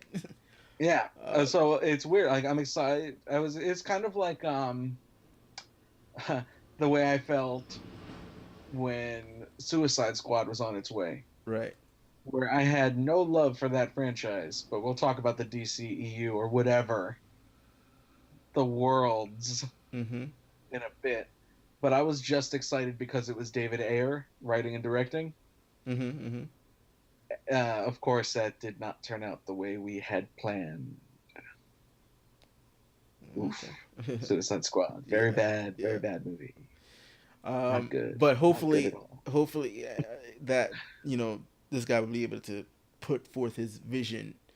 Because I'm sure he's trying to approach it as if Kojima would be directing it. Because Kojima doesn't conform Right. to narrative structures. That maybe he's trying to pull something like this in a filmic language. You know what I mean? Yeah, it definitely seems like he's been taking his time, like he's been waiting to get it right. Yeah. And I kind of like I have such high hopes for Metal hmm Gear on film Yeah. Yeah. that it's not a direct adaptation of any stories that we know, hmm because you can't beat the games, But it you know. but it'll Like in a fourth wall type of way acknowledge them.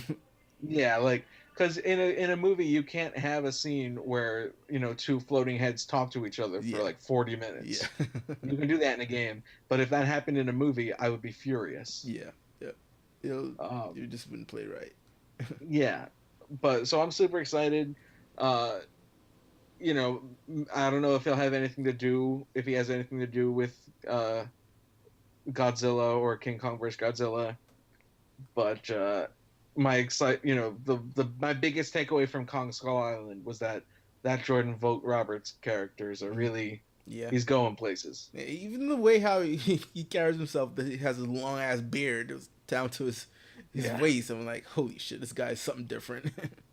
yeah, absolutely. Yeah. I think he's great. And then you see the little concept arts that Oh he's yeah, I'm releasing. following those. Yeah. I'm following Oh those. man. I mean, he's did come out and said it's not necessarily things you'll see in the movie, but they're ideas.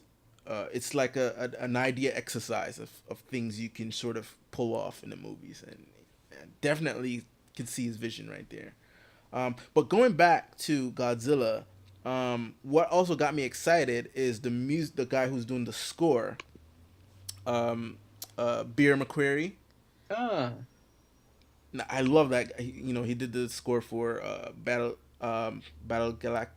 Galactica, and didn't he do Clone Wars?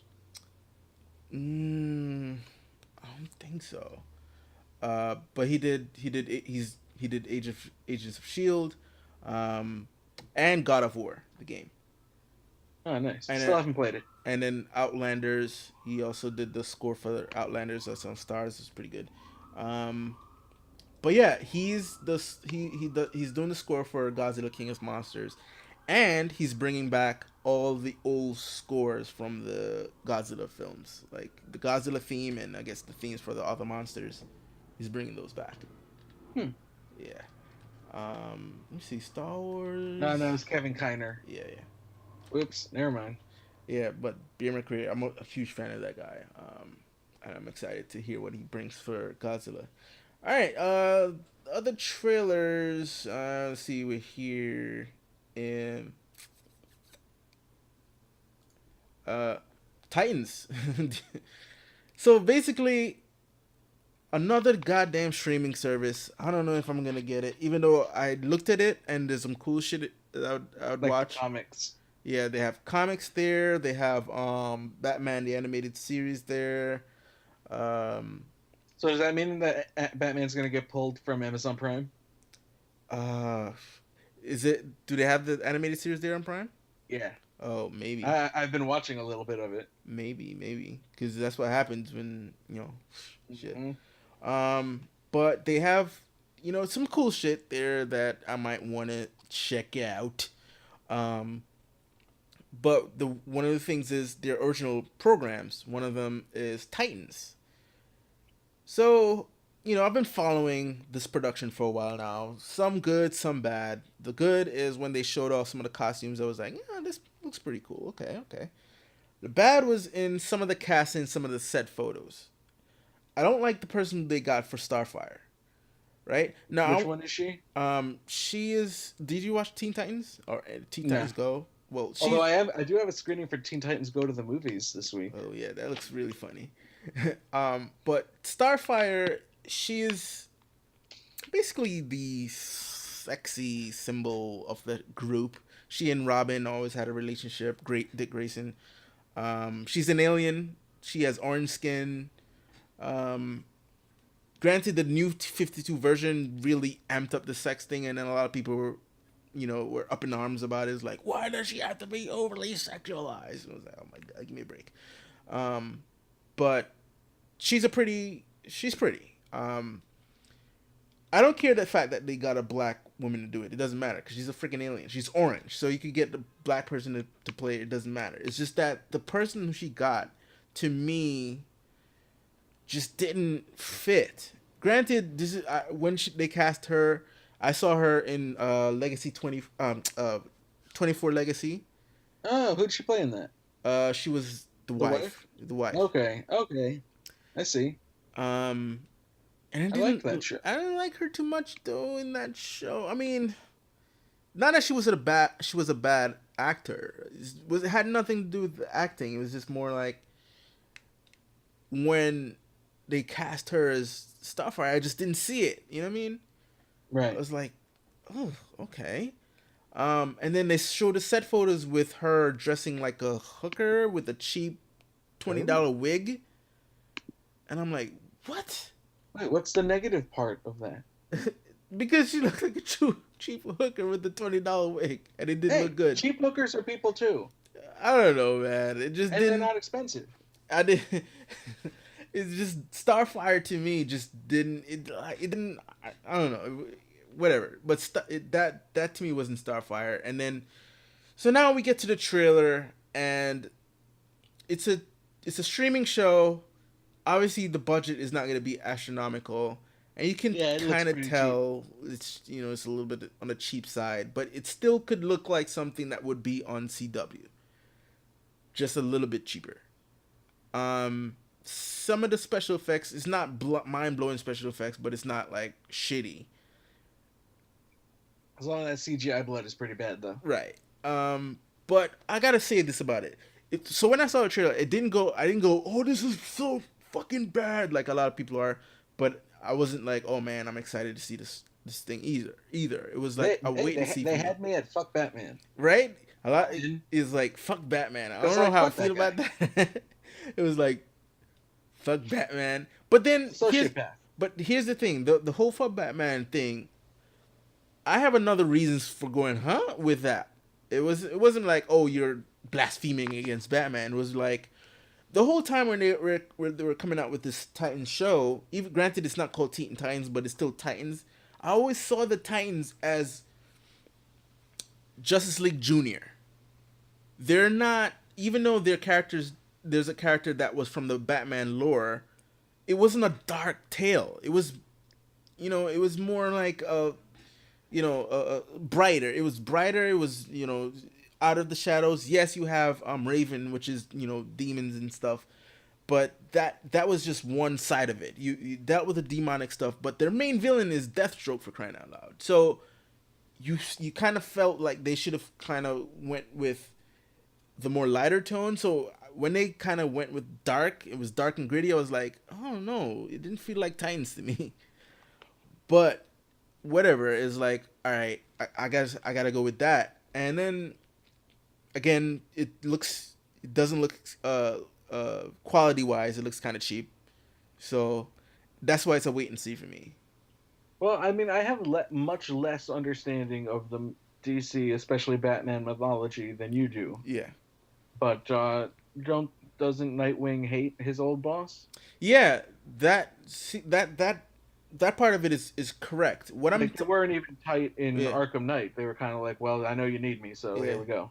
But what my thing was in terms of like how, like, I'm not a big Titans fan. I'm not huge. I don't know a lot but I know I'm aware of what Marv Wolfman, I think the guy who created it, his whole stance on it when he created all the stuff. It played more like a Justice League Junior than sort of a dark gritty. Like there was the dark gritty version of that called The Outsiders, which is ironic because when you see the trailer for Outsiders that's coming on the streaming service, that has a lighter tone. It has a Justice League Junior vibe to it. Oh, that's funny. Because it has the big epic sort of space stuff going on, the big, it just looks epic in general. Titans feels like what The Outsiders should have been. You know what I mean? So I don't know. Let's see. It might be good. This is probably just a growing pains for them. They're just gonna deal with the dark tone. This is the way they can skirt around doing big budget stuff by focusing on Raven's dark stuff going on. But then you have Beast Boy in it that can transform into things. You have Hawk and Dove. You have all these characters that are larger than life. That's my biggest fear is that they're gonna either never use their powers for whatever reason, or it's just gonna look like butt. Yeah. Like the trailer is always like, you got to put your best foot forward, make it look as good as you can, and the trailer looks really cheap. Yeah. Like right before when Robin is beating up all those guys, the sound effects are so bad, and it just doesn't look great. Mm-hmm. And it's like, oh, okay, that's the level of visuals that we can expect. Like something from one of Gotham's lesser episodes. Yeah. And then they say, oh, we've got this girl who has fire, and we've got this guy who transforms, and they're not going to look good. Yeah. So Starfire was that one that obviously shot the fire. That was Starfire. Hmm. But Jesus. Let's see. We'll see. Like, Yeah. if the scripts are good, then I can overlook the bad Yeah, special yeah. effects. That's why it's a wait and see for me. It's not a holy shit. But then it's like another streaming service. Am I gonna get it? I don't know. I'm really interested in the streaming service though, regardless Mm-hmm. of this particular show, just because I want to read more comics. Mm-hmm. I don't read that many. That's and I want to. I'm curious about that. Are they putting their entire No, they did say library? a curated list, Okay, that's the thing, right? but Because if it's a substantial curated list, mm-hmm. like I think that if it's not substantial, then people like you, by which I mean Jamaicans, um, will have already read everything. Yeah. You know what I mean? Mm-hmm, mm-hmm. So like, if it's not a substantial list, then it's for me, but there's like nothing for you. Right. But if it is a substantial list, then it's still for me. But there might even be stuff that people Yeah. like you haven't read. Yeah. Yeah. Yeah. Like I hope they have the entire run of not Zack, Scott Snyder's Batman. Yeah. That would be dope. Right. If they're like, we've got a curated list, we've got The Dark Knight Returns, Yeah. and then like everybody, like even I've read that. Mm-hmm. And it's like who's that who's that for? Yeah.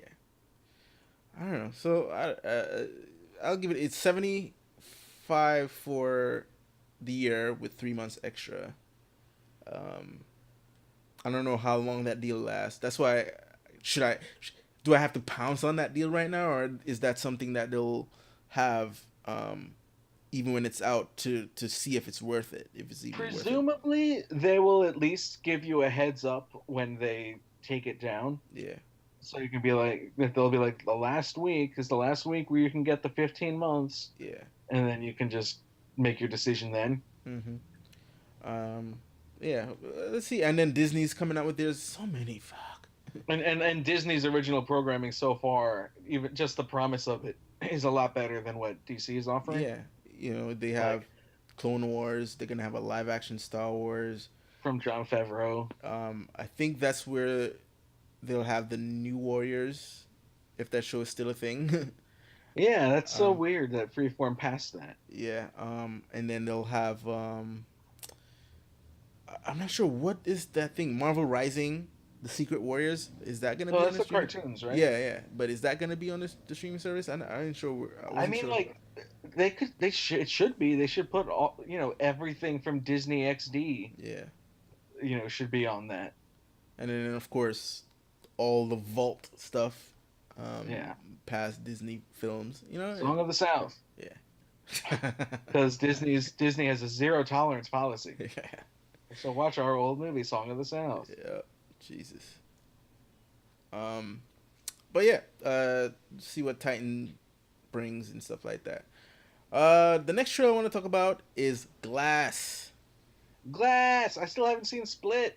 Oh shit! But were you spoiled on Split? Yeah, I know all about it. I mean, I know about the end. Yeah. Yeah. But I know some people who haven't seen Split and who haven't seen Unbreakable, and I'm like, don't look at this trailer. We're gonna have a fun day. Yep. But then, the fact that you're doing this group of movie, isn't that kind of a giveaway? Yeah. That they're linked. Yeah, pretty much. It's like, why are we watching these two movies particularly before we see Glass? It's a case of don't worry about it. That's why. But yeah, I remember the first time I saw Split, right? Because I did hear like, oh, the ending would blow your mind, that type of deal, and I was like, damn it, why did I have to hear that? Because you're expecting some shit, right? Mm-hmm. But I'm watching this movie, and movie ends. There's something in it that I maybe could have passed for what they're talking about, blow your mind with in terms of the character that Kevin, that James McAvoy plays, that he does something that was like, holy shit, maybe this is what they're talking about. So if that was it, it would have been like, okay, it didn't blow my mind, but I could see why you're excited about that. So movie ends. Well, the credits didn't roll yet, but the third act wraps up. And then something else is happening, and then I hear a track. I'm like, why does that track sound familiar? Why does it sound familiar? wait a second, and then the beat comes in, and I'm like, holy shit! And I remember I saw this in the theater with, I know, a bunch of people who were not fans of Unbreakable. So I was the only one who was reacting when I was like, holy shit. And then you see the Bruce Willis character come out and is like, holy shit, it's connected. Holy fuck. I was so fucking excited. Um, but yeah, Glass is the third in the Unbreakable saga, the connected universe, the shared universe that we never knew we wanted. Yeah. um, but yeah, it's the trailer came out and it's I like the premise of it where it's the psychiatrist. She's specialized in people who think they're superheroes.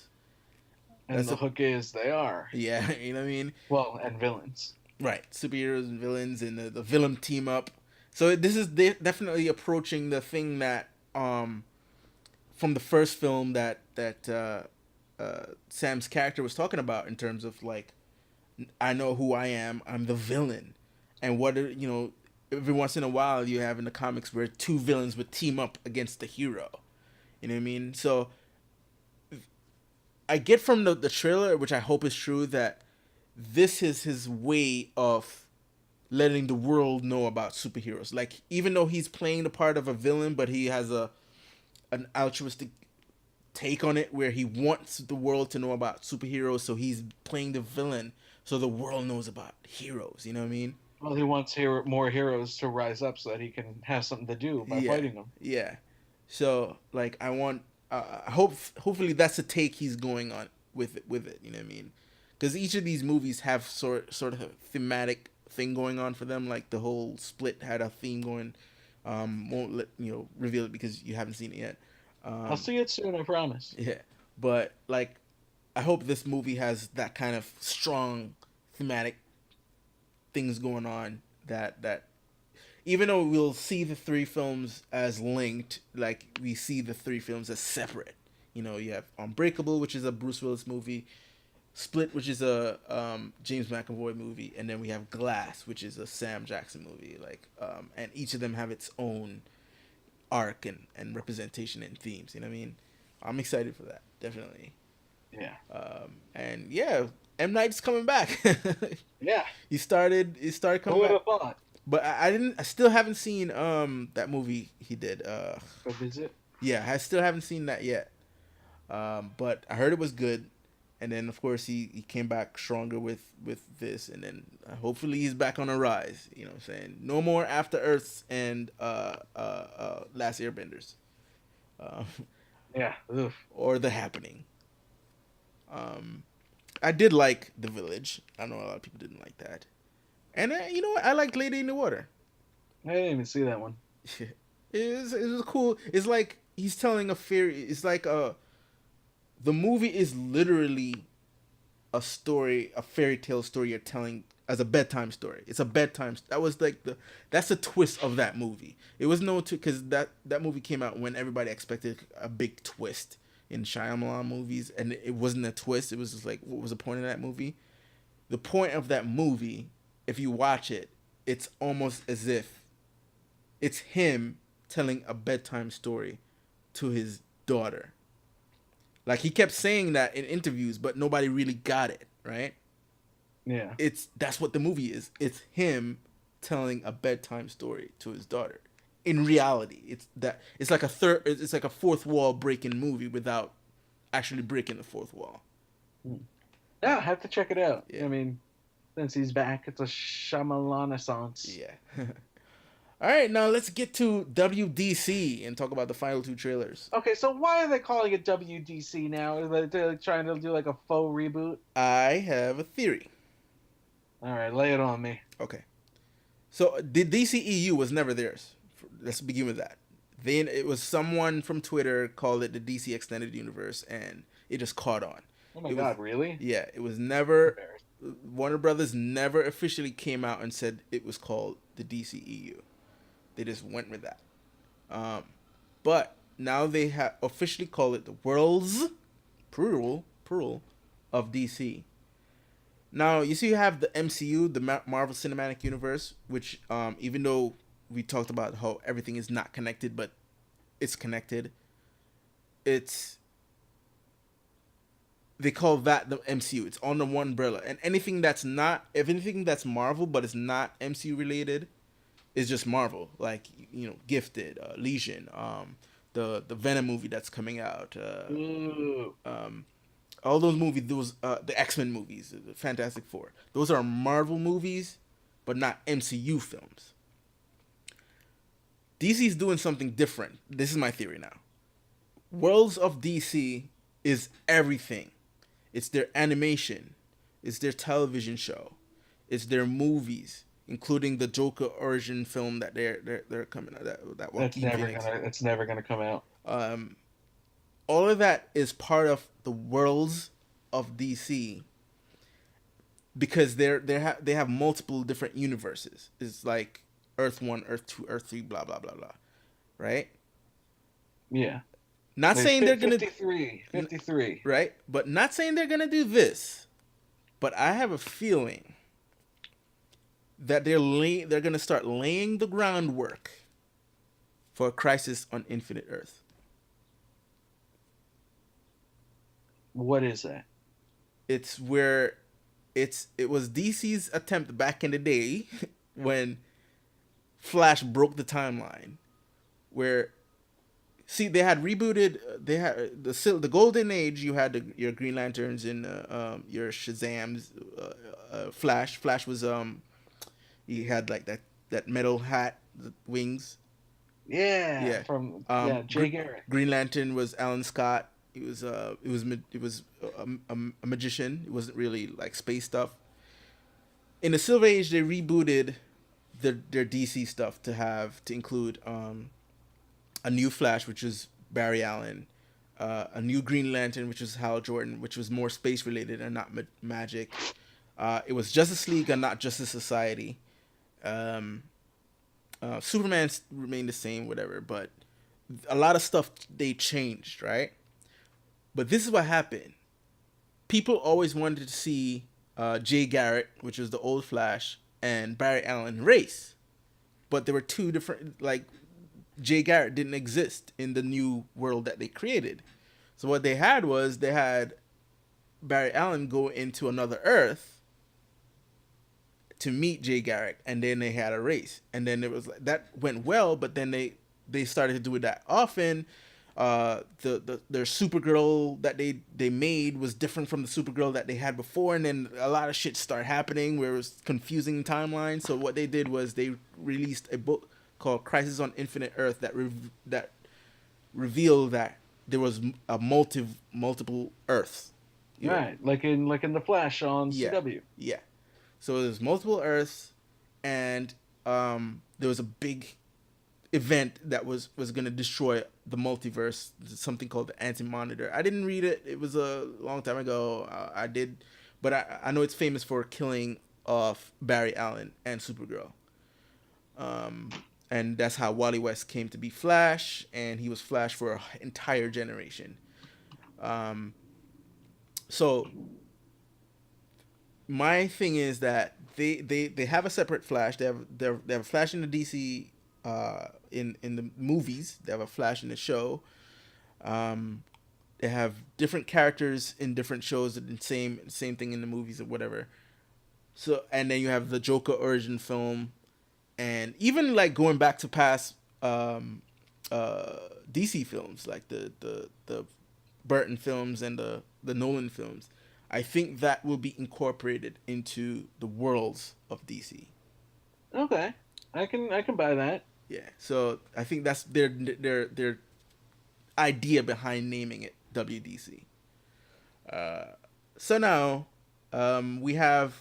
I mean, it's better than like the bullshit that they did with Arrow, with like, oh, you can't use Deadshot anymore, and now you can't use this person, and now you can't use this Yeah. person. Yeah, that was And terrible, right? They killed that was off hard. Amanda Waller because they're gonna have Amanda Waller. Oh, I am glad they killed her off just because she's a villain and Yeah. like she's one of those like she's like the CIA Joker Yeah, where yeah. she just always gets away with stuff and that bothers me. Oh, Like and I was so disappointed in Suicide Squad when like Rick Flag turned yeah, out to be like a little baby yeah. and did not, beat the shit out of Amanda Waller Mm-hmm. after she killed all those people. Yeah, yeah. But like whatever. Uh, you know, I just watched something yesterday that I was like the DC EU DC WDC Mm-hmm. is just like so far behind because I don't know if they're ever going to be able to make anything as good as Crisis on Earth X, Mm-hmm. which I just watched yesterday, Right. and holy cow, that was really good. Yeah. I've always like I'm always a little peeved that Superman and all these folks are always going up against space aliens Mm-hmm. and foes that are so powerful that they kind of negate the whole point of having a superhero. Mm-hmm. If a superhero is always fighting stuff that's more powerful than they are, they're not that super. Right. And I want to have more stories where like going up against the mob, like in Black Lightning, Mm-hmm. Mm-hmm. or going up against Nazis. Yeah. Uh, and they did that in Crisis on Earth X, and they did it in a way that made it still feel like there were stakes, Mm-hmm. but also it told a very real, believable story, Yeah. Yeah. and was just like, man, DC, Warner Brothers just are not capable of making a movie this good. Yeah. I mean, hopefully, which we're gonna get into, that this is a start. Granted, they're not doing a full reboot. Um, they're not doing a reboot at all. But they're in terms of they're doing a reboot in the sense of they're kind of palette cleansing. They're like restructuring how they tell the stories, what story they tell, um, and focusing on one movie at a time instead of building out an entire universe before they're ready. Yeah, I think that's so important, and I do think that there is a lot of potential in one of these movies, and that the other one might be a little bit of a misfire. Right.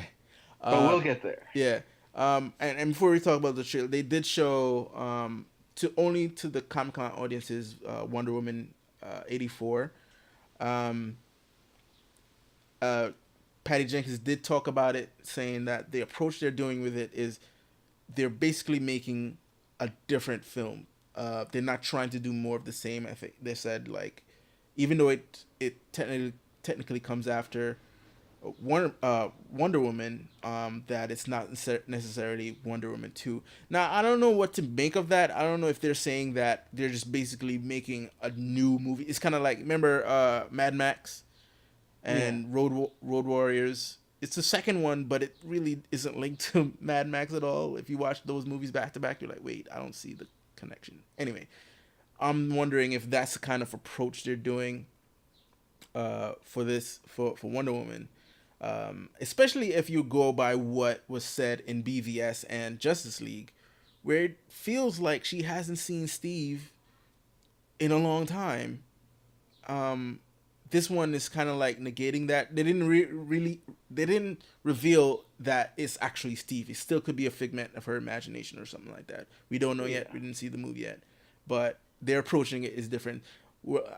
It's probably going to be her Winter Soldier to her yeah. That's what I was gonna say. Captain Winter America. Soldier can be seen as a direct sequel, but it's also not Yeah, really. It is and it isn't. yeah. So The way it plays with that time jump. it's if they're doing that with their with their movies, then I'm fine with it. I like that approach. It's like, let's just focus on this movie. Justice Yeah, League one could movie be, at a yeah. time. Just we can worry about Justice League later. If we come around that again, then we'll do that. But for now, let's do, because they have so many. The thing about what makes it so upsetting is that, unlike Marvel, they have their entire array of heroes and villains. They own it all, right? They can do so many other films other than Batman and Superman. Like, if they could do what Jeff Johns did with Green Lantern. Is so cinematic. Like, I don't understand why they don't jump on that yet. Which, Yeah, Batman and Superman are so iconic that they don't even have to try. And Man of Steel made 300 million. right? And they didn't even have to try, and Batman v Superman made 330 million or Yeah. so domestic. Hmm. Like Marvel had to try so hard just to get Doctor Strange up to like 230 million. Hmm. They had to try so hard, and we'll see if Ant-Man and the Wasp is able to claw its way up to 200 million. Right. And you look at even Justice League, right? Even though it's a critical failure, and not it didn't make the kind of money that Warner Brothers hoped it would make. It was a meddling film, It was a piece of shit. but it managed to make more money than Then half of. Ant-Man. You know what I'm saying? It's like it didn't try. It just the mere fact that it had those heroes in it sold it already. Yeah, and it's one of those things where it's the clear line of why you don't make movies while trying to accommodate for a movie that you might never get a chance to make. Right. Because he made Man of Steel with the idea of one day this is going to build to something else, or maybe the plan changed after Man of Steel, as Yeah. we know. I think the original legend was that Batman was going to have like a minor supporting role in it. Right. But then BVS was made with the idea that he would be making his two-part Justice League Yeah. afterwards, Yeah. and he didn't get to make that. Nope. And so instead, what we got was, well, what we got. Yeah. A Justice League that answers nothing that Batman versus Superman brought up. Like, Yeah, it's not good. yeah. So Not a good movie. now we have these new movies, and here's my. So let's talk about Shazam. Shazam looks so cool. So Shazam, for a long time, DC was talking about this making this movie. As a matter of fact, it started from The Rock days, where The Rock was like he's in talk with Warner Brothers to make a Shazam movie. This is pre shared universe stuff. Yeah. And he was like, he asked his fans, he did a poll, like, should I play Black Adam or should I play Shazam? And I think Black Adam won. And then he was already cast in a Shazam movie, but as the villain. There was no Shazam yet. There was no script yet. All we know was there's a Shazam movie coming out with The Rock in it playing Black Adam. That's all you need. Right? And it was a New Line Cinema movie. It was separate, even though New Line Cinema is a Warner company. It was like made on a different umbrella. And this is right around the time Man of Steel was in production. So it was going to be a Man of Steel was this, and then Shazam was going to be over here. Then the MCU took off. Avengers was great, and Warner Brothers like, shit, we got to restructure stuff so we can get our shit going on. Shazam was still kind of over here. It was never really talked about if it was going to be a part of the DCE EU. I still call it that, but whatever. It was never talked about if it was going to be that until later on. And when they did that whole lineup, that conference call, that shareholders meeting, the most like pathetic way to reveal your lineup. Like Marvel came out and said we're going to the El Capitan and reveal our Phase 3 plans, right? Yeah. That was there was showmanship, right? And then Warner Brothers, they decided, oh, this is our DC lineup in a conference call. Shazam became a part of that. Green Lantern became a part of that. Cyborg, Flash, all these movies, Justice League Part 1 and 2, when they had all that lineup. Now, they obviously didn't work out for them, but Shazam, that's when Shazam became sort of a part. But then it was still going, they're still calling it a New Line movie because they wanted all their movies to be dark. That was the only movie they were willing to go with in terms of have it be a lighter tone. That's why they had New Line produce it instead of Warner Brothers proper, because that was back when they had that no jokes. It was like that tagline. They don't want any jokes in their movies. That they were gonna go a different way than Marvel. All their movies are gonna have a serious tone to it, right? But Shazam, because it's a lighter thing, they put it under New Line. Now, of course, everything happened, blah blah blah, all that stuff, and Shazam is definitely going to be a part of the worlds of DC in the cinematic universe. As you can see from the trailers, they showed like little hints. They show the Batman Batarang and the Gotham Gazette cover or whatever. The kid's wearing an Aquaman shirt. Yeah. So obviously this is set in the DC universe, but um, whereas they're not trying to force a lighter tone on something that they probably didn't establish before, which kind of screwed up Justice League a little bit. A Um, little bit. Yeah. this actually fits. Um, and I love the trailer. It's big with superheroes. I like the trailer. Yeah. Just jolly. It's weird, like it looks like an optimistic movie, like a movie that Mm-hmm. that is aiming to entertain and be, there's plenty of room there for, a kid who suddenly gets the power of an adult Yeah. and realizes he can, beat up bad guys, and how, that's powerful. Who doesn't want to beat up bad guys? Right. Right. Um, and help people. I always say that there's like two different kinds of heroes. Mm-hmm. You see it most evidently in the CW, and comparing the CW to the DC, the series of films formerly known as the DCEU, Mm-hmm. whereas the DCEU guys they're heroes and they get to beat up bad guys, like they're there to beat up bad guys. Mm-hmm.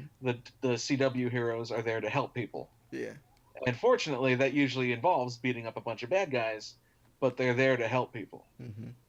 And I think that they can finally have that turning point, that moment in Shazam. Yeah.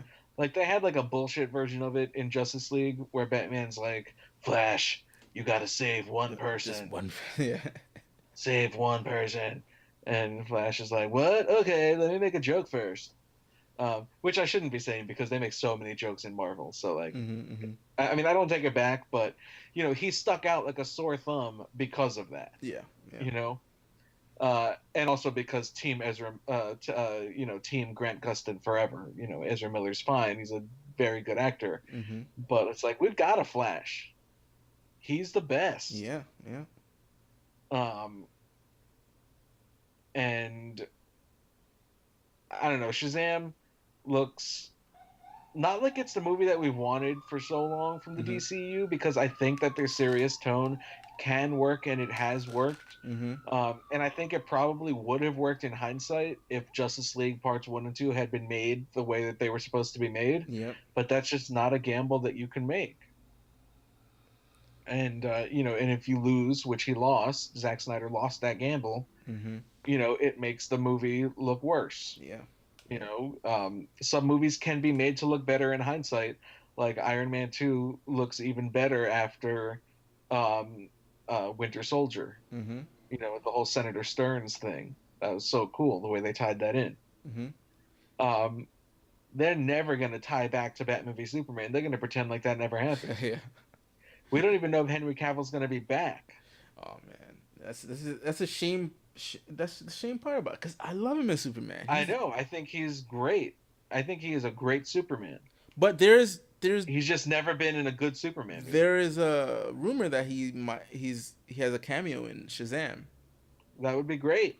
Because the whole big deal with at the time he was called Marvel, Captain Right. Marvel. Shazam was called Captain Marvel back in the day. Mm-hmm. And then there was a whole lawsuit with there's two Captain Marvels, who owns the rights to Captain Marvel, blah blah blah. Marvel won, and they had to rename him as Shazam. But while he was still Captain Marvel, there was a fight between Captain Marvel and Superman in Kingdom Come that it was still iconic to this day. A lot of people wanted that movie just to see that fight. Not saying they're gonna. They even made a little short animated film called Superman versus Shazam, which is to tell you that a lot of people are still fans of that duo, even mainly just to see them fight. So I don't know if they're gonna have him fight in this, but it would be a cool cameo to see Superman show up in this. Yeah, maybe he'll be like, let me teach you how to spar, Yeah, and something then like that. Shazam takes it gets out of hand. Yeah. Because especially if you're dealing with Billy Batson, if you look at how his character is in from the trailer when he's a kid, he's he's kind of a serious kid. Like he's not as fond of the heroes as his friend is. But he's still a fan of justice. Yeah. So He's um, not a fan of the corporate merchandising. so maybe a way you could sort of incorporate Superman in it is like maybe he's not doing too good of a job of being a superhero. Like he's crashing shit and uh, Superman comes down and is like, yeah, you probably need to take your time with that. And he's like, who are you to tell me what to do? I don't know, something like that. Right. Like, I mean, it shows him stopping a convenience store robbery, which is Yeah. so great because, like, the superhero movies now, especially, like, no, not even especially in the DC side of the equation, really Marvel and DC, Mm-hmm. for the most part, they always get so big. Mm-hmm. You know, I think maybe Spider-Man: Homecoming and Ant-Man and the Wasp were the Yeah. best at this, Yeah. at not getting too big. Mm-hmm. But it's, when you get to a certain scale, it's not about, helping people anymore or even beating up bad guys. It's just, computer stuff. Yeah. Yeah. Um, but having, Shazam, a guy with the strength of Superman, you know, knock out some guy who's trying to rob a convenience store, Mm-hmm. that's so much more relatable than picking up a meteor or, whatever they did in Sokovia. Yeah. And I like that movie. It's just an example that I like to use of, like, maybe that's a little much. Mm-hmm. Um, and another observation I wanted to make, and this applies to this trailer as well, and as well as Aquaman, we'll talk about in a minute, and Green Lantern core movie that's coming out. So, Allegedly. so We'll Jeff see if that Johns, ever comes out. Jeff Johns was supposed to have the Kevin Feige role, right? Him and Man, I'm such a pessimist right now. yeah, Jeff Johns and this other guy, I forgot his name right now, who they give him something else to do, and then Jeff Johns didn't get a demotion, but they just basically transferred him as a bigger role than he actually had, just not the role of a Kevin Feige. Right, But not the captain. It was like more like the admiral in yeah, charge of that, where yeah, really it's just a name on the wall. yeah. So, but the thing is, so when they brought him on, you would think, oh, you'll see his influence in the Justice League movie. That's why everybody got a little bit excited that Jeff Johns was in a creative position um, in the DCEU, but you never saw his work in Justice League. But funny enough, you're seeing it in Shazam, in Aquaman, and then the way he talks about, because they did the interview with him, what Green Lantern Corps is gonna do is basically did what he did when he jumped on board with Green Lantern Rebirth. A lot of his influence in terms of the way the story he told, like Shazam, he rebooted Shazam for the New 52, and that story is what you're seeing in the Shazam trailer. The whole he's on a train, the way he meets Jaimin Hansu's character, like that's ripped from his pages right there. The villain that Mark Strong plays, I forgot his name of the villain with the black eye and stuff like that's straight out from Jeff Johns' run. Sinestro. No.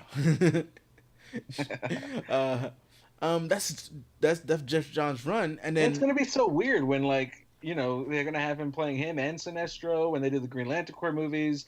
Then Ryan Reynolds is gonna be so busy because he's in that and he's in Deadpool. It's like, oh boy. um, but then you watch the Aquaman trailer and all that stuff. You can actually go back and watch and read. A good read to do is Aquaman. Jeff Johns' run on Aquaman. That is an awesome read, and definitely watch that. When read that, and when you watch the trailer, there's holy shit. That's Jeff Johns right there. So I find it funny that's when he left that role, that's when you see a lot of his influence coming in. I was like, wait a second, I thought you let this guy go. It was funny. but yeah, so the Shazam, I saw a lot of Jeff Johns stuff. I loved it for that. So then we go on to Aquaman. Um, they had this thing in production for a long freaking time. Yeah, it was in production for so long, and that's the best CGI they could come up with. Well, you think the CGI is bad? Well, here's the thing. I think the underwater stuff looks good. It's the stuff that's out of the water looks like fake. I mean, it's a thing that it's hard to judge because it could change before Mm-hmm. it finally comes out. And it's still, it comes out in December. He has 6 months still left to work Yeah, on this they've thing. got some time. And this was like, you know what this is reminding me of? So, Man of Steel was in production for a long time, and they didn't even show trailers for a long time until like maybe around 7 or 8 months until the movie comes out. But it finished shooting. Man of Steel, I think, finished shooting in 2011.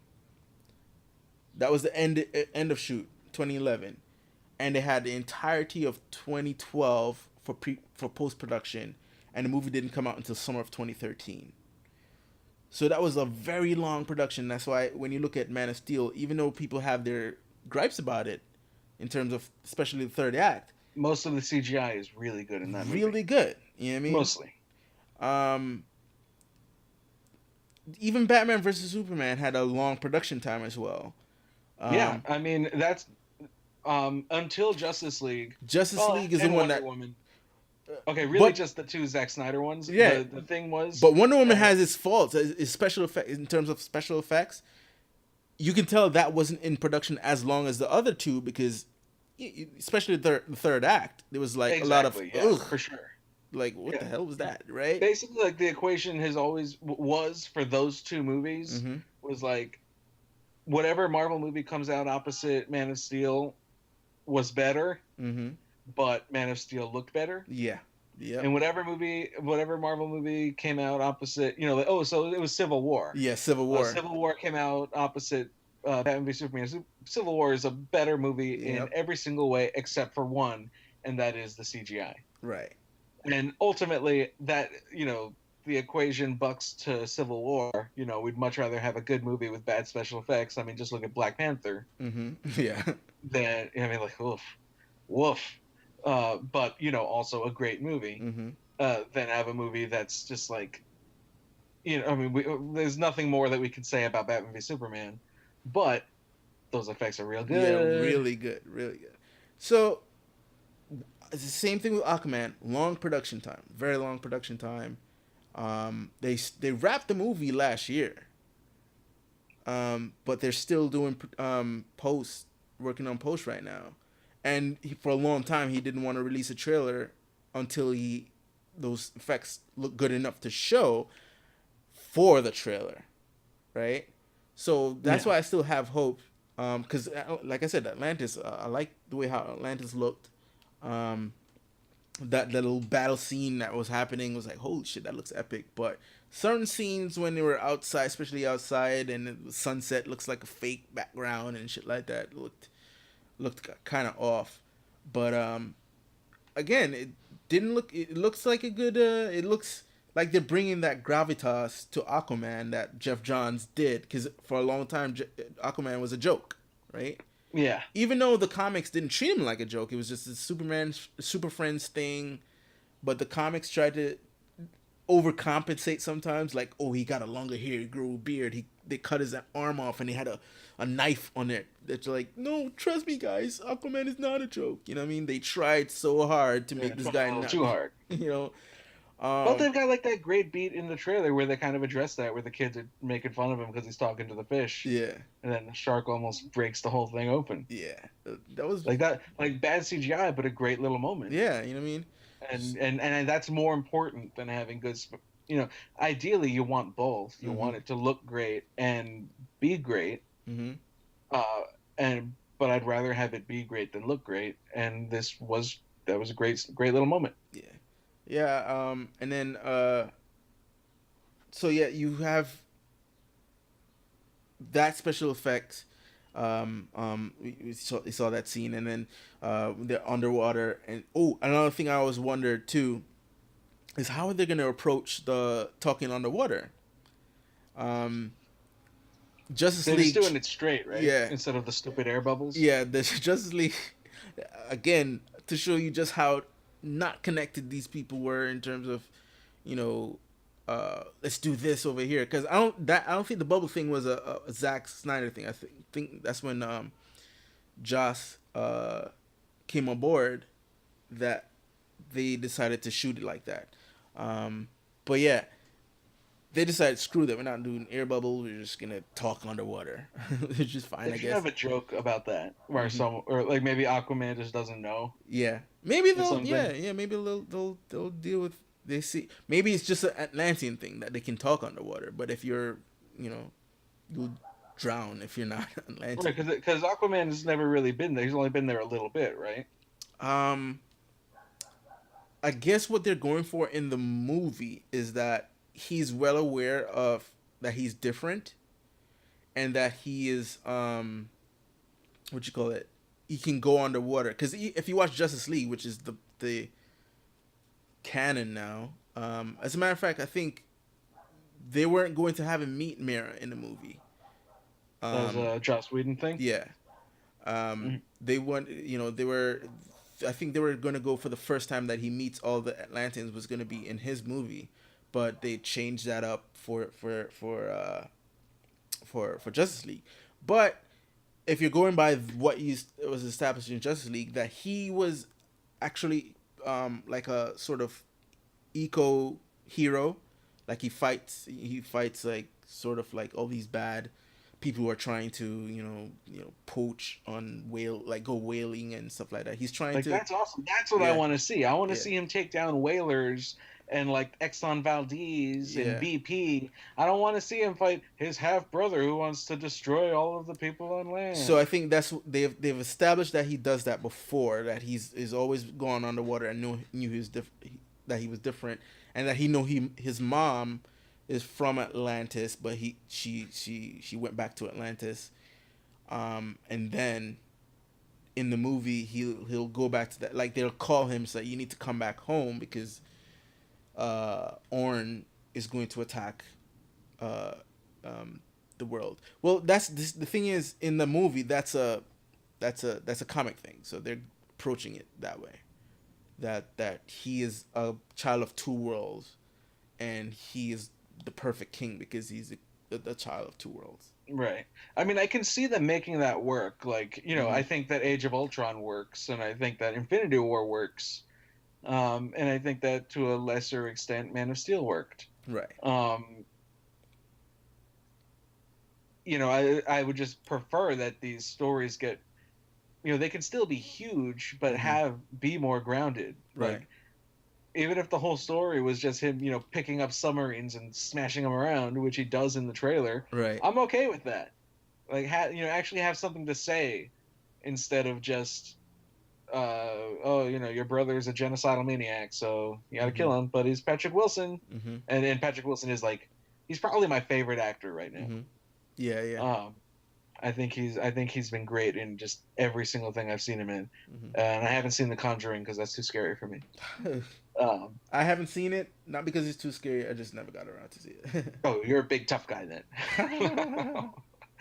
But it almost seems unnecessary. Like so much of the stuff in the trailer I liked, and then it's like your brother is gonna kill everyone on Earth, Mm-hmm. and they show like a big old tidal wave knocking into cars, and it's like, come on, didn't we learn this lesson already? Mm-hmm.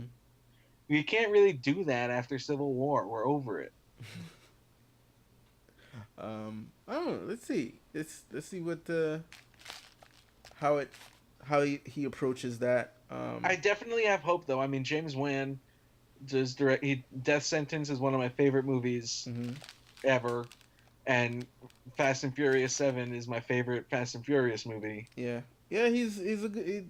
He was definitely a good choice for this movie, and I guess that's why he brought Patrick Wilson on because Conjuring. Yeah. Um, So I mean, I definitely have faith in him as a director, but I also had faith in David Ayer as a director, and that didn't work out. well, I just have a feeling that they're giving James Wan a little bit more leeway Yeah, because more time also. Like yeah, the story was like he had like 2 weeks to write the script for Suicide right. Squad. You know what I mean? And he couldn't get to do the David Ayer movie he wanted to do. You know what I Yeah. mean? Like he signed on, and then I signed on to watch a David Ayer movie, and then instead got just like, Yeah. Um, but that was the past. This is the future. I have faith that he's at least gonna, that he's gonna give it the best that he can. yeah. I'm optimistic on this new WBC WDC Yeah. When movement. does Shazam come out? April 2019. Oh, okay. This comes out December 21st. Right. Wonder Woman comes out, I want to say June or July or something like that. Then after that, I think that's Green Lantern. But so far, they haven't really announced anything, which is, I guess it's a good thing now that they're just taking their time. Um, Instead of like announcing 50 new movies, they're like, all right, let's announce one at a time. I still want my Man of Steel 2, God damn it. Me Um, too.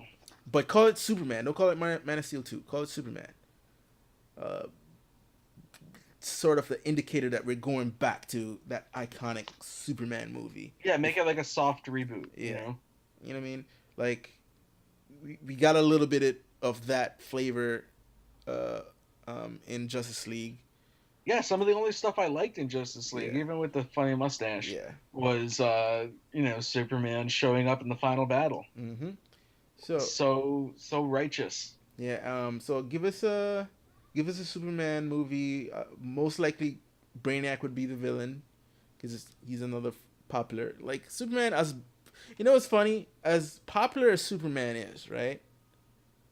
His Rose His Gallery, Rogues Gallery sucks. yeah, not a lot of people. He has a lot of enemies, but not a lot of people. Like nobody knows Mongol that much. Yeah, I don't know who that is. Yeah, nobody knows I don't think I could name. I've Mixaplix mix Yeah, mix. yeah. I've seen like every episode of Supergirl, and I can't name five of his Yeah. villains. Nobody knows Parasite. I do not know who that is. Is No, that the one from The Man Who Has Everything? actually, Parasite was in an episode of Supergirl. Is that Uh, the one from The Man Who Has Everything? no, no. Oh. Parasite was like it was like the big purple thing that was like fighting Supergirl. I think in season one. Um, Eh. Nobody knows Metallo. Yeah, who was in Crisis on Earth X? Yeah, was he? Yeah, but just as a robot. Oh, okay. No, that's Red Tornado. You think? You think? No, before that, Oh. in Star Labs. Oh, right. But the biggest problem with Superman's villains are like exactly what I was saying before. They're all they're all designed to be matches for Superman, Mm-hmm. and Superman, just look at his name, is not supposed to have a match. Right. Like that's why I love the Adventures of Superman with George Reeves. Mm-hmm. That's my favorite Superman because he, even with the, decidedly lesser special effects of the early 1950s, you know, he could take down every single person around him. Yeah. Yeah. And we have, like, there is an audience for that. I just saw The Equalizer 2, Mm-hmm. and any fight with that character, you go in going, there's no way that anybody can beat him. Yeah. And that's fine. Yeah. Like, and we see that in other stuff that's not even superhero stuff, like an Arnold Schwarzenegger movie. Mm-hmm.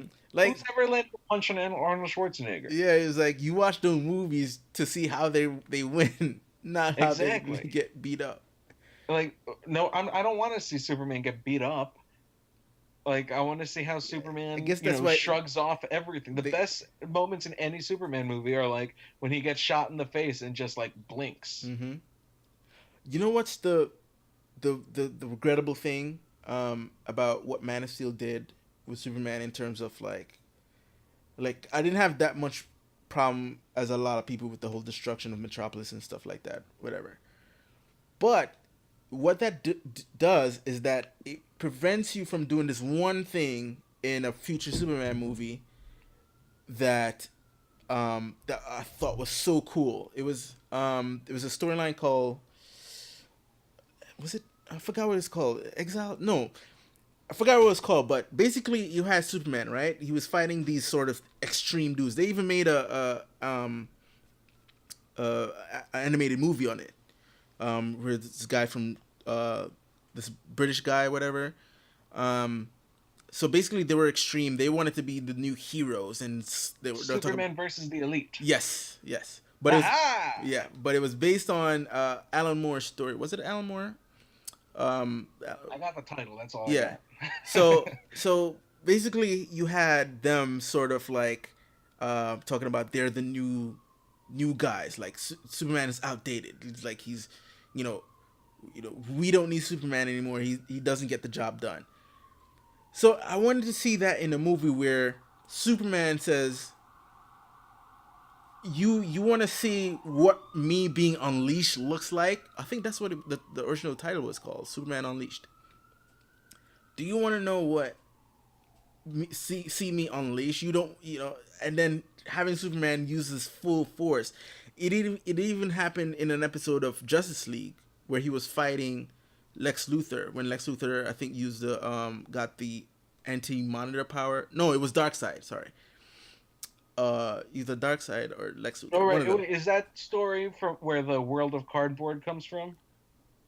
Um His whole thing about his focus being on protecting, everyone who's around him, and how he has to hold back in order to contain as opposed to directly fight. it maybe that, but And he yeah. basically goes, right now I don't have to do that. Yes. And then he just like wipes the floor with everybody. Yeah, he was like, so he did it a couple of times where he was like, I finally get to unleash, and you see Superman unleashed. Like, holy shit, he is scary when he's unleashed, like super fucking scary.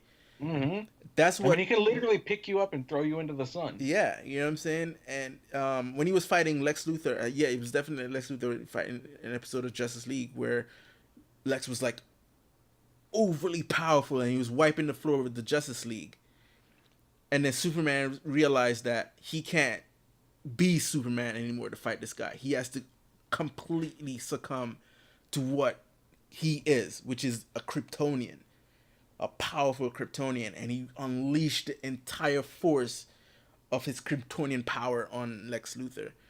Now, you could probably still do that in a Superman movie, in that Man of Steel was just a taste of what he can do, like destroying Metropolis, and that consequent films after that or stories after that he had to hold back.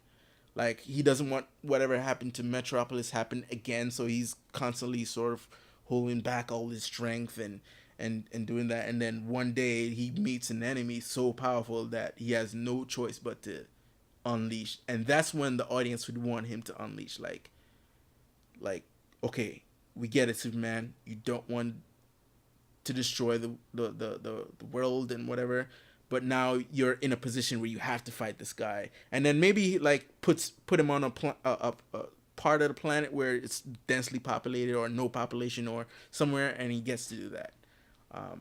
That would, to me, would be super awesome if I saw that. Yeah. All right, so we talked about that. We are excited for where DC's going. Hopefully they keep it up, and the next time they do eventually come around Justice League, it'll do much better than the other one. Not much Marvel news other than that big kerfuffle, and I hope that there's some corrections coming soon to that big mistake. All right, so that wraps it up. So listen, guys, you can find this episode on iTunes, and follow me on Twitter. I'm at Marky Tundra. Where are you, Zach? I'm at my name, Zak Wojnar. And like us on Facebook. That's facebook.com/popculturegalaxy. And I've noticed I'm posting some YouTube videos. I'm actually gonna post this on YouTube. So subscribe to the YouTube channel. Hit that like button, hit that subscribe button, that notification bell. Do the bell. Yeah, hit that bell. Comment below, you know what I'm saying? Let me know what you think of all our topics. And do the thumbs up. Tell them to do the thumbs up. Yeah, definitely hit that, spam that thumbs up button. Hit the thumbs up, hit the thumbs down. Can you do both? Yeah, yeah. I mean, Yeah, do both. I don't want the thumbs down, but if you don't like it, let me know. And the most important thing is comment. Let us know what you think. And share. All right. So until next time, folks. I want to say peace. Indeed.